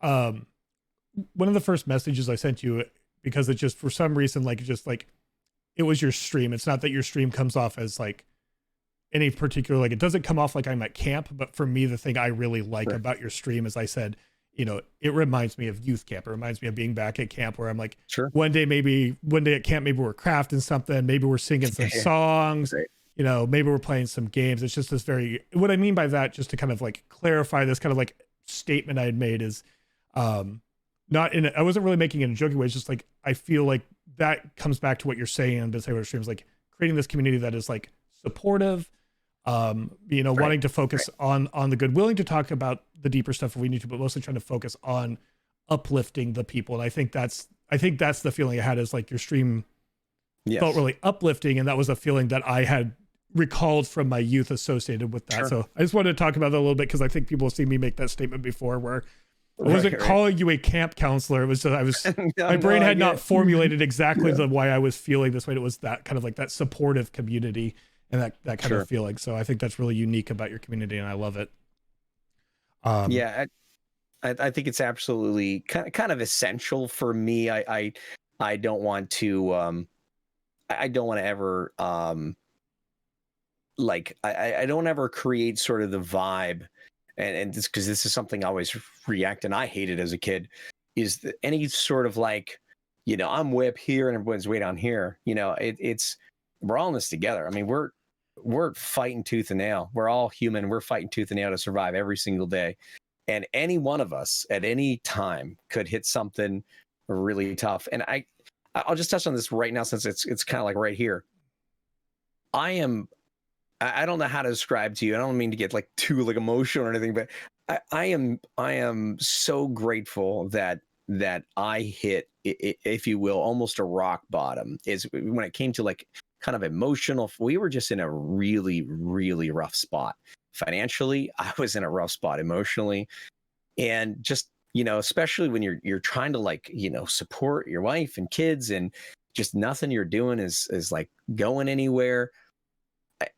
None of us like to, we probably all experienced it. We go maybe into a streamer's, stream, and we're like, we sub or we do something, and it's kind of like, there are some people that are so busy they can't, and I get that. But there's some people that are small and that really don't have anything else to do. That should be paying attention to chat, right? But you try to be supportive, and people just kind of dismiss it. They're a little dismissive. I guess when you don't have a lot, a little bit means a lot, right? If you've been low, you know what it is to be where you don't have anything. And I am absolutely grateful that I got to experience some of those times, even though they're extremely hard. It opened my eyes. It opened my eyes to homeless people. I mean, I even thought to myself, wow, I can just about be there, So I became much, much, much more, I guess, empathetic. This journey still blows me away, because I realized that the sacrifice, when somebody gives me a sub, they worked for that, right? So I don't take it lightly, and I try to make sure they know I appreciate it. I don't think people realize how much I appreciate their support. I don't think they do. And I don't need to get into it. I don't want to get super sappy every time they do it, right? Because that would just be distracting. But at some point, I try to make sure people understand, I know what that means, and I know what it represents, because it was there, and it means a lot. So it's just, you know how it is with life. When life kicks you in the teeth, you didn't enjoy it, but you're just, in a way, you're still grateful you had that experience, because of what it's opened your eyes to, or what it's made you into who you are. So we, once again, kind of said that already, but I just want to take a second and just, and like I said, I don't say that to, like, oh, feel sorry for me, support me, because, no, because, now we're in a much better spot, and thankfully my wife could keep work through COVID, and, those things, some good things have happened. We've been able to kind of dig out of that, but to have been there has been very, very, I think, beneficial to me, as creating me into making me a better person, and allowing me to be much more aware. So, anyway, didn't mean to get too far off on that, but I think that's really great. I'm glad that you took the time to explain that, because that is something that I also feel on a very deep level. I think a lot of people do, is like, when people are taking the fact that they're taking anything and giving that, like you said, because I've also been at a rock bottom point, but also just like, yep. I'm a creative sort of person, and this is kind of like something I want to put myself into to see if I can do it. So like, when people support, and I don't know if you feel the same way, and I'm sure you do. Like, the other thing is, like, it's just time. Also, the fact that the most valuable thing we have, and I say this every stream, sure, at the risk of repeating myself and like being emotional, is like, the most valuable thing I feel we have on the planet is time. Obviously, I've had time cut short with a number of people in my life, and that's kind of giving me this deep appreciation for time. So I always try to make sure I call that out too, because like, even if somebody's just there for 5 minutes lurking, or they're there all the time, like, I think that, like, that overwhelms me when I think about it often, just the fact that people are willing to take the time to watch, or even lurk, or just stop in from time to time. So I think, like, between the subs and bits and these ways of showing support when they can, and the fact that people show support by just being there, it's just like, I get what you mean about, like, it can be emotional, and you don't want to get emotional every single time when you think about it, but at the same time, it's super overwhelming, because people are coming out and supporting in so many ways, including giving up, again, part of their day to spend it with you. Yep. And it's really great for me. It's one of the things that, helps to motivate me to say, I want to make sure I'm providing good content, and pushing me to become better, and making things more professional. And, it's a huge motivating factor that, hey, they're doing so much for me. I want to make sure I'm bringing my A game as well. So, yeah. So as we kind of wind down here in the podcast, there's a couple questions I'd like to ask at the end. One is, obviously, we have just been going through a global pandemic. Luckily, things are starting to look like we are closer to the end now than the beginning. I'm curious if there's any, like, if your content's going to stay mostly the same, or if you have some ideas for content that might post COVID be able to do. Because like for myself, I really have always wanted to do IRL content, and then right as I started streaming, COVID hit. So for me, post COVID, it's going to be involving a little more IRL stuff. Don't know if that's something you have in mind, or if you're going to kind of keep more to what you've been doing. Yeah, I think for the most part, it would kind of stay roughly the same. I did one bicycle ride stream, which was kind of cool. I don't know that maybe COVID would have such a massive impact on that, but I will say that one thing I would like to do more, which I would potentially stream, that would be it's like I would love to be able to get to some bigger events, right? Whether they be, like a TwitchCon style or type, event. I feel like that's something that I would really like to do. I would also really love to be able to create events that I could meet some of my community in person. That would be just super, super cool. So yeah, I think that's my biggest change is, I've got like a road trip that I would come up with at some point. Yeah, that would be my biggest change. Awesome. And then I like to always ask, like, if there was a piece of advice you could give to somebody who's just starting out, something that maybe you didn't know when you first started, what piece of advice would you give? It could be basically anything, just food for thought for somebody who might be thinking about starting out or just starting out with streaming. Yeah, I think I think something that I probably should have done a lot more than I did, and I had kind of thought about it, but I just sort of was maybe not in the best headspace to do it. But probably the best thing I should have done is probably become a little more involved in communities. Not in like a cheesy self-promotion sort of way, like, hey guys, I stream, because that could just be really obnoxious, right? And come across as really bad taste, right? You're coming in and you're saying, hey, here I am, come follow me. Right. So, but I guess one of the things that probably hurt me the most at the beginning was just simply I really didn't know too many people, especially on Twitch, in the Twitch community. So I probably would have done myself a lot better if I had just gotten a lot more involved and hung out a little bit more in some communities. Like I said, just some other factors that sort of the reason I did what I did. I felt like I had to be streaming in order to be accomplishing anything. And what now I know is that probably I could have done a lot more with that amount of time, or at least taken a couple, 3 hours of that and use that for more creative content and to produce more great, or at least spent time in communities and got to know more people. And what I'm saying? Like they would have probably gone a lot farther. So trying to find ways to really add value to your brand and not thinking that just streaming itself and the amount of time you spend streaming is like really going to grind away at anything. Like quality content is always by and far the best thing you can do for yourself, and not just putting in time. I agree. I think there's a lot of prominence and like importance put on the grind, and I think what you're saying is actually where a lot more of that importance should really be put, because just putting in hours alone instead of focusing on the content's not going to necessarily benefit anybody. So I think that's really, really great advice. One last question before we kind of wrap up and go to Q&A is, it's very open-ended because it can be as soon as tomorrow, it can be years in the future. I think you've talked a lot about what's next for Pallet Box, but just kind of asking again, what's next for Pallet Box? What's coming up in the near future, or even this week on the channel? Sure.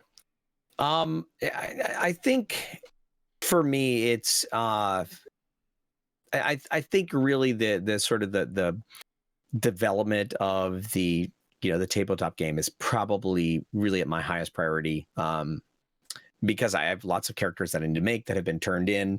So a lot of art. I'm almost completely finished with kind of a revamp of my battle station, which has needed it for quite some time, and got some monitor mounts and other things that kind of help to clean up the desk space. So I feel like there's a lot of the kind of the technical side has been sort of revamped, and I've been able to put some quality, to put some time into that to like up the quality of like my streams and whatever else. And other than that, it's kind of like, all right, now I feel like my focus is going to go back on, we've upgraded, which has been great, but now I want to really refocus back in on Paths of Palatonia, and like I said, develop it as not just the board game, but potentially get into a little bit of game developing to maybe augment or help the tabletop game itself. So that's kind of like the next thing. Very cool.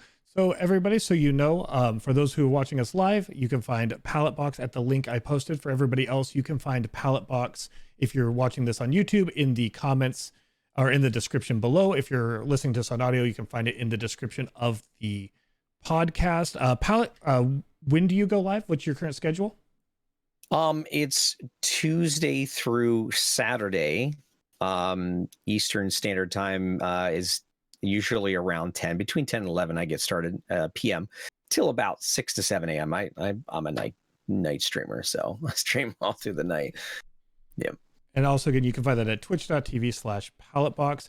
So thank you very much, Pallet. I really appreciate you taking the time out of your day. Obviously, Monday's not usually a day you stream, so taking a couple hours to do this sure was absolutely phenomenal. If anybody has any questions, if you can go ahead and post them in chat. We didn't get a lot of questions in the forum, which I think is because, as you mentioned throughout this interview, you're a very open book, have a very open community, so I feel like a lot of people may have asked questions. But something that was posted in my chat was from Noble Valor. And Noble said, Pallet was a large part of my inspiration to take the leap and stream. I'm so grateful for the friends I've made through his community. So I wanted to read that because Noble said that it's very nice, very heartwarming thing that you gave Noble Valor the inspiration to stream, but also just like you said, the friendship. And I think something else you mentioned, I didn't mention during the podcast, is, and I'm doing a talk on it here next week, is I think what you mentioned is networking. You didn't say the words networking, but I think there is a misconception sometimes about networking, because networking is getting to know somebody, joining their community, being a legitimate and honest part of the community, getting to know the people in it.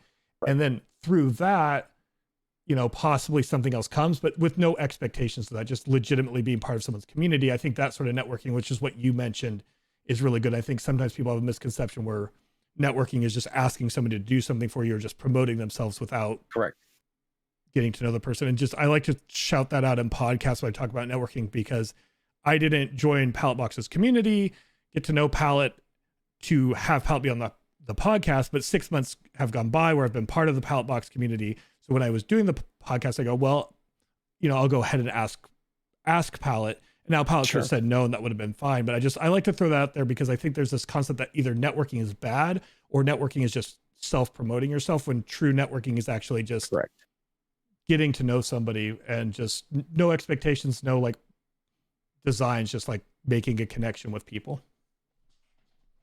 Yeah, it's kind of a tricky. It can kind of be a tricky thing. I think when I first started, I'm completely honest. The temptation, to sort of be like, hey, I stream, it was so huge, right? Because you're sort of desperate and you're like, if I could just let people know I stream, But as I think for the most part, I didn't give in to it, and I, as time went on, I realized, I'm more and more and more that's such a, it's such a kind of a jerk move to be going into somebody else's community who has worked hard to build that community and trying to siphon off of them. So I think networking to me is something where you set out to, what can I add to this community, right? Not what can I take from it, what can I add to it, how can I help? And the best thing to do is not to mention it at all. just don't talk unless you're specifically asked. Unless somebody says, "Hey, do you stream?" Then you can talk about it. But even then, to be like just going on and taking over their chat about how you stream and what you do, and it's like the meme monster. It's like it's not going to be received well. It's going to typically create a lot of frustration. It's going to create frustration, and it actually doesn't benefit because people don't see that in necessarily a positive light. So it's not like they're going to necessarily go watch if you do it. And again, and that's just knowing when to talk. Like if somebody's talking about equipment and you know about equipment, then obviously interjecting in the go, oh, hey, I know about that camera, without going, I stream and I use that camera. You can just be like, hey, I know about that camera. This is my experience with it. Like you can pick and choose. Yeah, it's definitely can be a fine line when I was starting out too, because when you're in that initial phase where you have basically minimal, if not no viewers, you're like, what do I do to get seen? So it's good to always point that out. It's like, there's ways to do it. This is not a way that's really gonna benefit you. Yes. So with that, it doesn't look like we really have any questions. We don't usually end up with a lot anyway. So I want to say thank you again so much, Palletbox. One of the main reasons I set this up is, again, we only do have so much time, and would be impossible for me to go, hey, various people whose streams I love, I would love to have a 2-hour conversation with you about streaming as a fellow streamer, just because I feel like we could glean a lot of insight off each other and learn a lot. So doing the podcast, I think, has really helped because it lets me have that conversation I would love to have with people such as yourself, but do it in a way that's formatted that benefits the widest group of people, benefits communities, and maybe they can learn something from it, learn about other streamers, something that hopefully is providing value to more than just the two people having the conversation, especially two streamers who might not have the free time otherwise to just have a 2-hour conversation on Discord. Sure. Well, and I just want to say that you're you've asked excellent questions. You're extremely good at what you do. So keep up the great work. It's not easy to do what you're doing, and you're spot on. So thank you so much. Keep up the great work. Also, anybody who's in chat again, I did another quick shout out for Palletbox if the bot decides to interact, but you should definitely give Palletbox a follow. Pallet will be live, as you mentioned, tomorrow, around 10, 11 p.m. Eastern. All right. You have a great rest of your evening, Pallet. Thank you again so much for joining us today. Yep. Thank you. Have a good one. You too.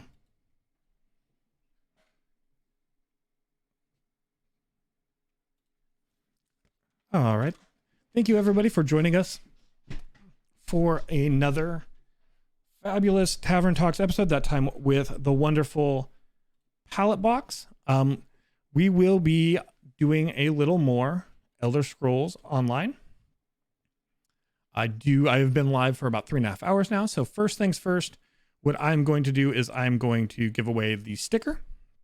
So brightly lit, make sure you use the link you see in chat to claim your Gambling Octopus sticker. Congratulations to Brightly Lit. Since we will be going back to Elder Scrolls Online, those who play ESO, I'm going to start a crate giveaway, switch our stream info over to Elder Scrolls before I take my break. So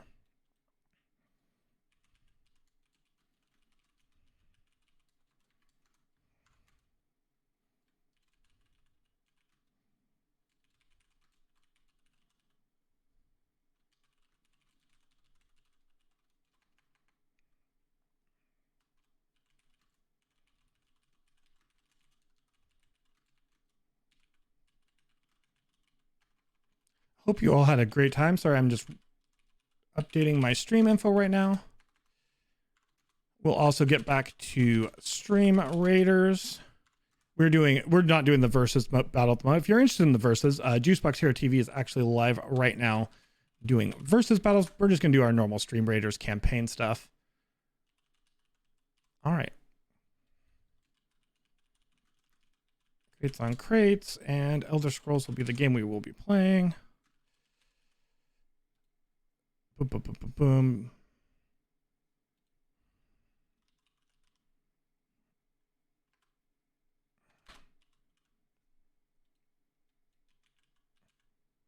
And I believe we are updated. We are.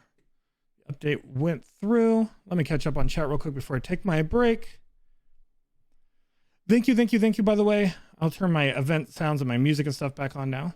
Thank you so much for the follow, AK Doom Puncher. Thank you so much for the follow, 9 Baz. Appreciate both of you following. Welcome to the Locktopus Party. Glad to have you here. Okay, with that, for anybody who's not going to be here when I get back from my break, thank you so much for spending time. Time is really the most valuable thing we have. So I appreciate you taking some time out of your day and spending it with me. So you have a great night, a great day, whatever it may be where you're at. Thank you so much for spending time. For everybody else, oh, let me get that Stream Raiders battle up and going as well. For everybody else, when you get back, we're going to be doing more Stream Raiders. We're going to be playing more ESO, giving away more crown crates. So for everybody else who's sticking around, I'll turn on the BRB screen, turn up the music. See you in just a little bit after I eat a little food, get a little water for my throat. Everybody else, you have a great rest of your day or evening.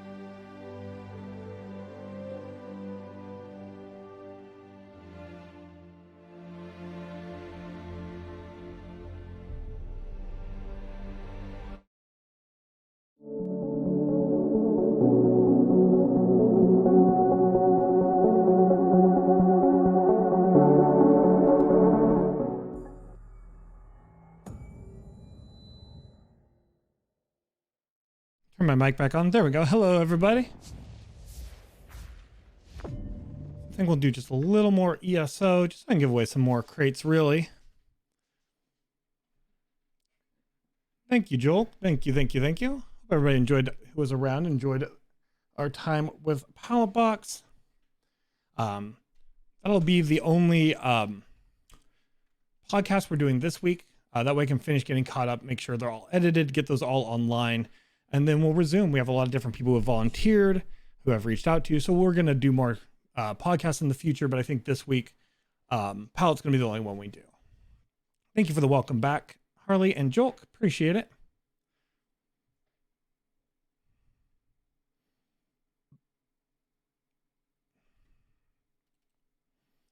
Every time I load in, I go, I can't believe I actually got one.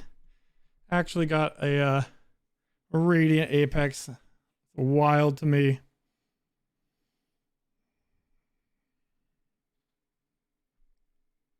I think I was, okay, can you hear me now? I think I was muted again there for a second. So I think now I should not be muted. I'm going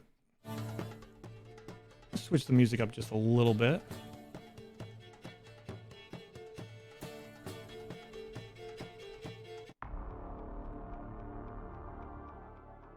Oh, perfect. Okay, so I was just muted to Discord then. Perfect. Was a little worried there. We were looking at, was looking at houses before we went to the podcast, looking at this house that's currently, by the way, pretty affordable, 4,400 crowns or 5,500 crowns. If you're looking for a frozen, but looking for kind of like a dwarven Dwemer house, the Prize Pinnacle, was it Prize Pinnacle? No, sorry, Forge Master Falls. Forge Master Falls is currently available for the next like 9 or 10 days. As much as I want it, I'm just gonna wait because I think around Jester's Festival we're gonna finally get the Ayleid runes we've been looking at, and that's where I'm really kind of invested. I really want those Ayleid runes, so I'm gonna hold out for those, I think, personally. I'm doing great. How are you doing, One Hashira? Sprained my ankle, but it's feeling a lot better. Just did a podcast, so feeling really great. How are you? Speaking of which, not of podcast, but of what we got going on, make sure you ante up if you're interested. Gonna give away more crown crates. So I want to update how many crates we've given away. I'm gonna check real quick. I know we were at 60 when we started today. Did a number of quick giveaways at the start of stream.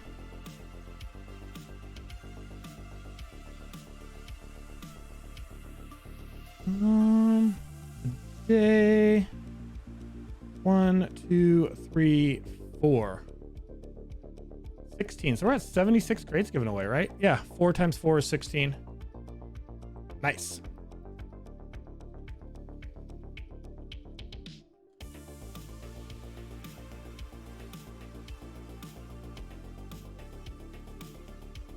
And we already did our chores, which I believe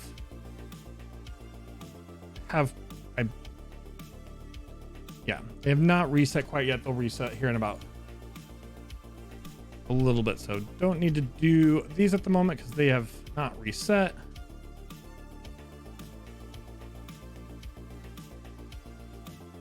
I think what I would like to do is, main focus was crates. I think we're actually going to go back to we're going to give away some more crates. I'm going to give away crates here in just a minute before we open them. Then after we open them, I'm going to give away a little more crates. Speaking of crates, for people who might not know, if you jump on our Discord or just send me a message on Discord, we're currently taking nominations for ESO streamers. I'm just going to use a randomizer to draw who gets them. So, but please nominate. Don't nominate yourself, but nominate any ESO streamer you want. Oral information's on the Discord, but what I'm doing is I want to have the community, while I may be paying for the crates, these are coming from the community. So what I'm going to do is I'll take the crates for the people nominated. We'll send them the crates. The message with the crates will just say these crates are being sent on behalf of the person who nominated. And we'll send a nice in-game mail as well, letting people know, knowing about why they were nominated and what we're doing. That way, you know, I can supply the crates, but you all can supply the people in the community we're giving them to. And that way our community is giving to the extended community. I think that sounds just like a lot of fun. So that's what we're kind of doing. In addition to our kind of standard giveaways we're doing here. Podcast went really well, Osambe. Thanks for asking. Oh, just a second.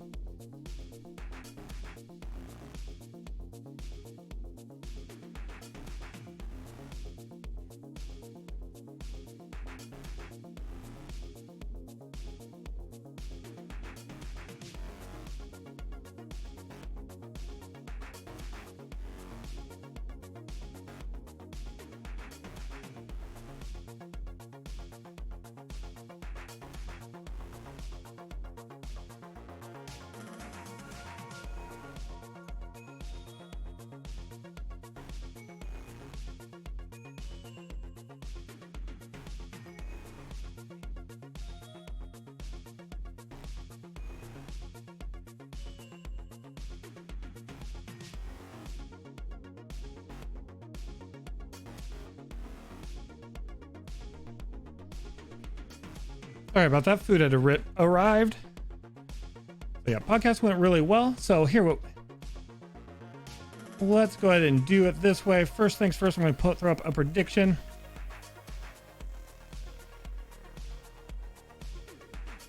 Prediction's going to be, I'm going to open 15 crates, and 15 I'm saying I get an Apex. We'll put 2 minutes on the clock there. We're going to go ahead and draw the winner of our first set of crates. That way we give away more crates after I draw my crates. So the first winner of crates is Bane Shi. Congratulations, Bane. Got another giveaway going.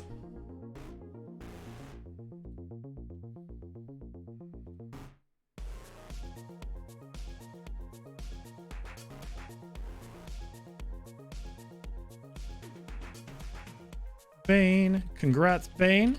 Hope you get something great, my friend. All right, we're here. We're with the Prince of Pirating, who's brought us, honestly, a ton of luck. Our crates earlier today, we actually got multiple legendaries. We got things we didn't have before. We've got our Radiant Apex. So I feel like Seafoam is bringing us true and honest luck. Make sure you're anteing up because I will draw the winner as soon as I'm done opening my crates. Let's see, 75 opened, 80, 90. This will be 105 plus the 5 gifted, so I'll be at 110 crates. Personally, after this, we're at 76. We just gave away 4 more, so that puts us at 80. So we'll be at 84 giving away crates also after this. Hey, Crescent Raven, how you doing? Realize betting's still open, but I'm going to go ahead and start opening. Come on, my dirty. Ooh, we didn't have the Velfon yet. Good start, good start. Don't make me tie you to the bed. Sometimes it works when we talk dirty to Prakriti. I won't. Ooh, so close, so close. Wasn't sure if that was going to be an experience scroll or not.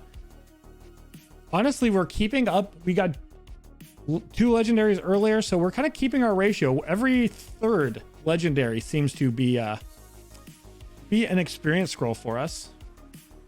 Thanks, One Hashira. No, of all the things not to have, I did not actually have the fawn yet. I have all the blue stuff. All right. We can see Seafoam clearly.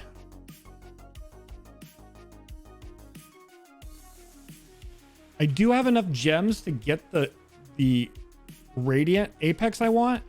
Ooh, it's looking bad, believers. It's looking bad. Come on, Prakriti. Come on, you dirty gamble boy. Oh, extra card. There it is, baby. Not our apex, but it's not something new either. Let's keep going. 9 more to go, baby. Ooh, back-to-back extras. I'm hoping for more pieces of this set that I don't already have. No luck that time. I mean, gems are gems. Experience scroll, 7 more to go. We're halfway there. We're living on that prayer. Just more gems.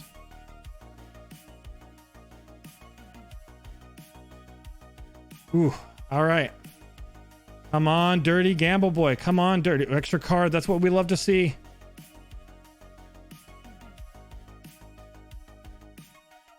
We already have one of these, but this is such an amazing furnishing item that it's super awesome. We have 2 comments now. That is going to come in super great. That's probably the best thing we've gotten in the set of crates so far. Again, can't complain about the crates. 3 more to go. The chance of an apex is so small, especially when we've already gotten one, but we got to keep trying, right? 2 more to go, everybody. Come on. Yeah, getting the comment was an amazing pull. Ooh, extra card. There it is, baby. Last crate. All right, last crate. Here we go. Make sure you're anting up so I can give you some crates as well. Maybe I'm sucking out the bad luck. Sucking out that bad luck so you get good luck. Prediction series. Very much going to the doubters on that one.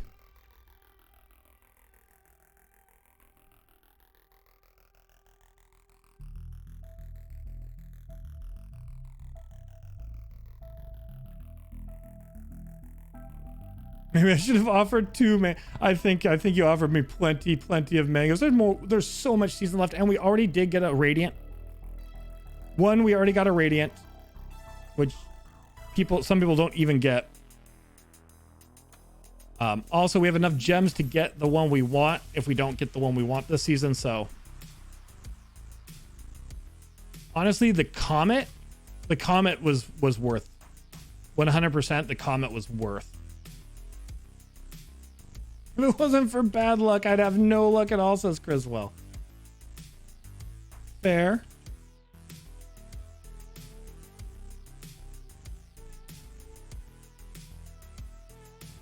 Make sure you're anteing up. Think gem-wise, that's good. Don't have to get rid of the experience scrolls because I have plenty. I have 2,700 gems again. I'm stocked on gems.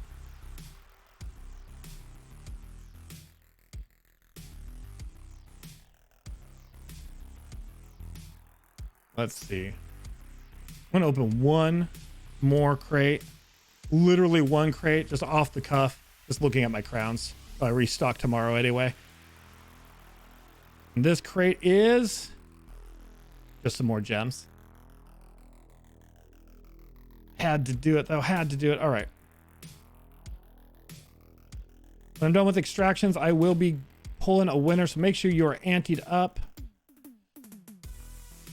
Here we go. Here we go. Here we go. Closing entries now.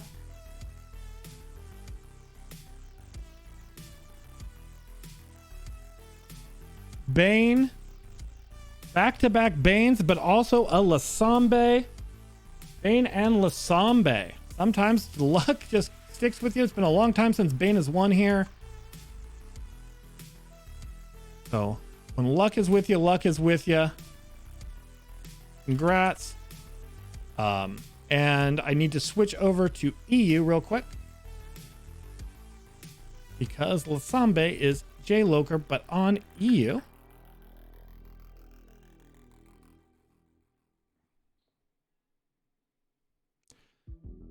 Jolk, yeah, we just cry at that point. For my opinion, my aesthetic, my personal opinion. So normally I'd be like, I pulled a Radiant Apex. I don't care which Radiant I got. That's my Radiant for the season. No ifs, ands, or buts. I'm not gonna complain. I got the horse. Don't need another Radiant this season. The problem is, for my personal taste, my personal aesthetic, in my opinion, the best mount I've ever seen. Top three I've ever seen, in my opinion, is the Cinch. So it's going to get my gems. Normally, I would probably be able to resist. Yeah, the horse is wonderful. Don't get me wrong. If I didn't love that Cinch more than I normally would love any mount, again, I would just be fine with the horse.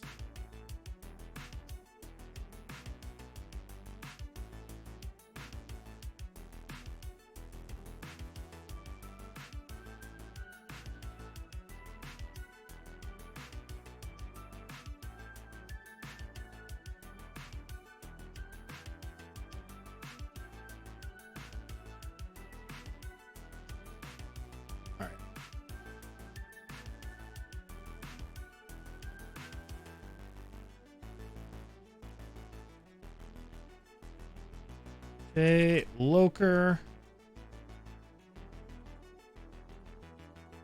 Congrats.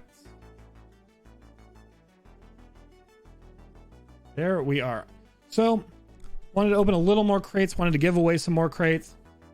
Monday is not normally the day I stream. I just had the podcast to do. I don't want to stay up too late streaming when I have an early morning Tuesday stream. So hopefully you can all, if you want to do some more ESO, get some more crates, have more adventures, join me tomorrow. I'll be streaming tomorrow. AM my time. I usually go live around between 11 and noon Pacific Standard Time. With that, let me take a look at the Elder Scrolls Online directory. And we will send the love. There's so many people to send the love to, but I think we'll send the love somewhere we have not sent the love in a while, or maybe at all. I think I know where we're going. I actually do know where we're going. We are going to go say hello to Focused for Life. So we'll take a minute before we do that.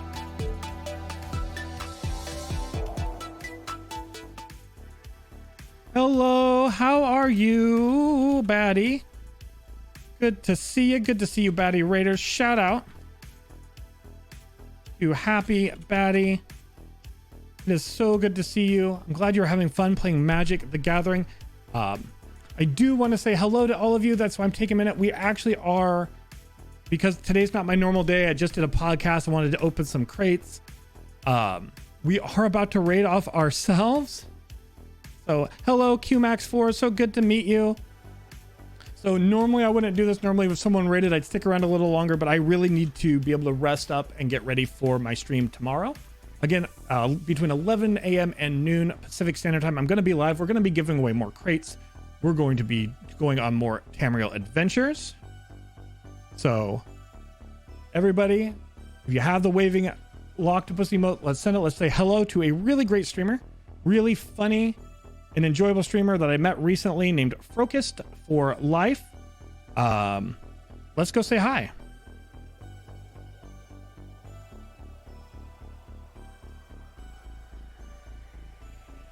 Oh, did you thought open beta for a new game? Also, for everybody who wants to know, we secured a new partnership with the company that makes Tonto Core, which is a made version of Dominion. So some exciting news. I'll talk more about our new partnership and some of these awesome games we're going to be able to play on stream and give away beta keys and stuff for tomorrow, though. But I will see you tomorrow. Again, the most valuable thing we have in this life is time. I thank you all, especially on this. That's not my normal day. The fact that so many people came out, watched the podcast, hung out, watched me open crates, supported that, means the world to me. I love you all. You have a great rest of your night. Let's say hello to Focused.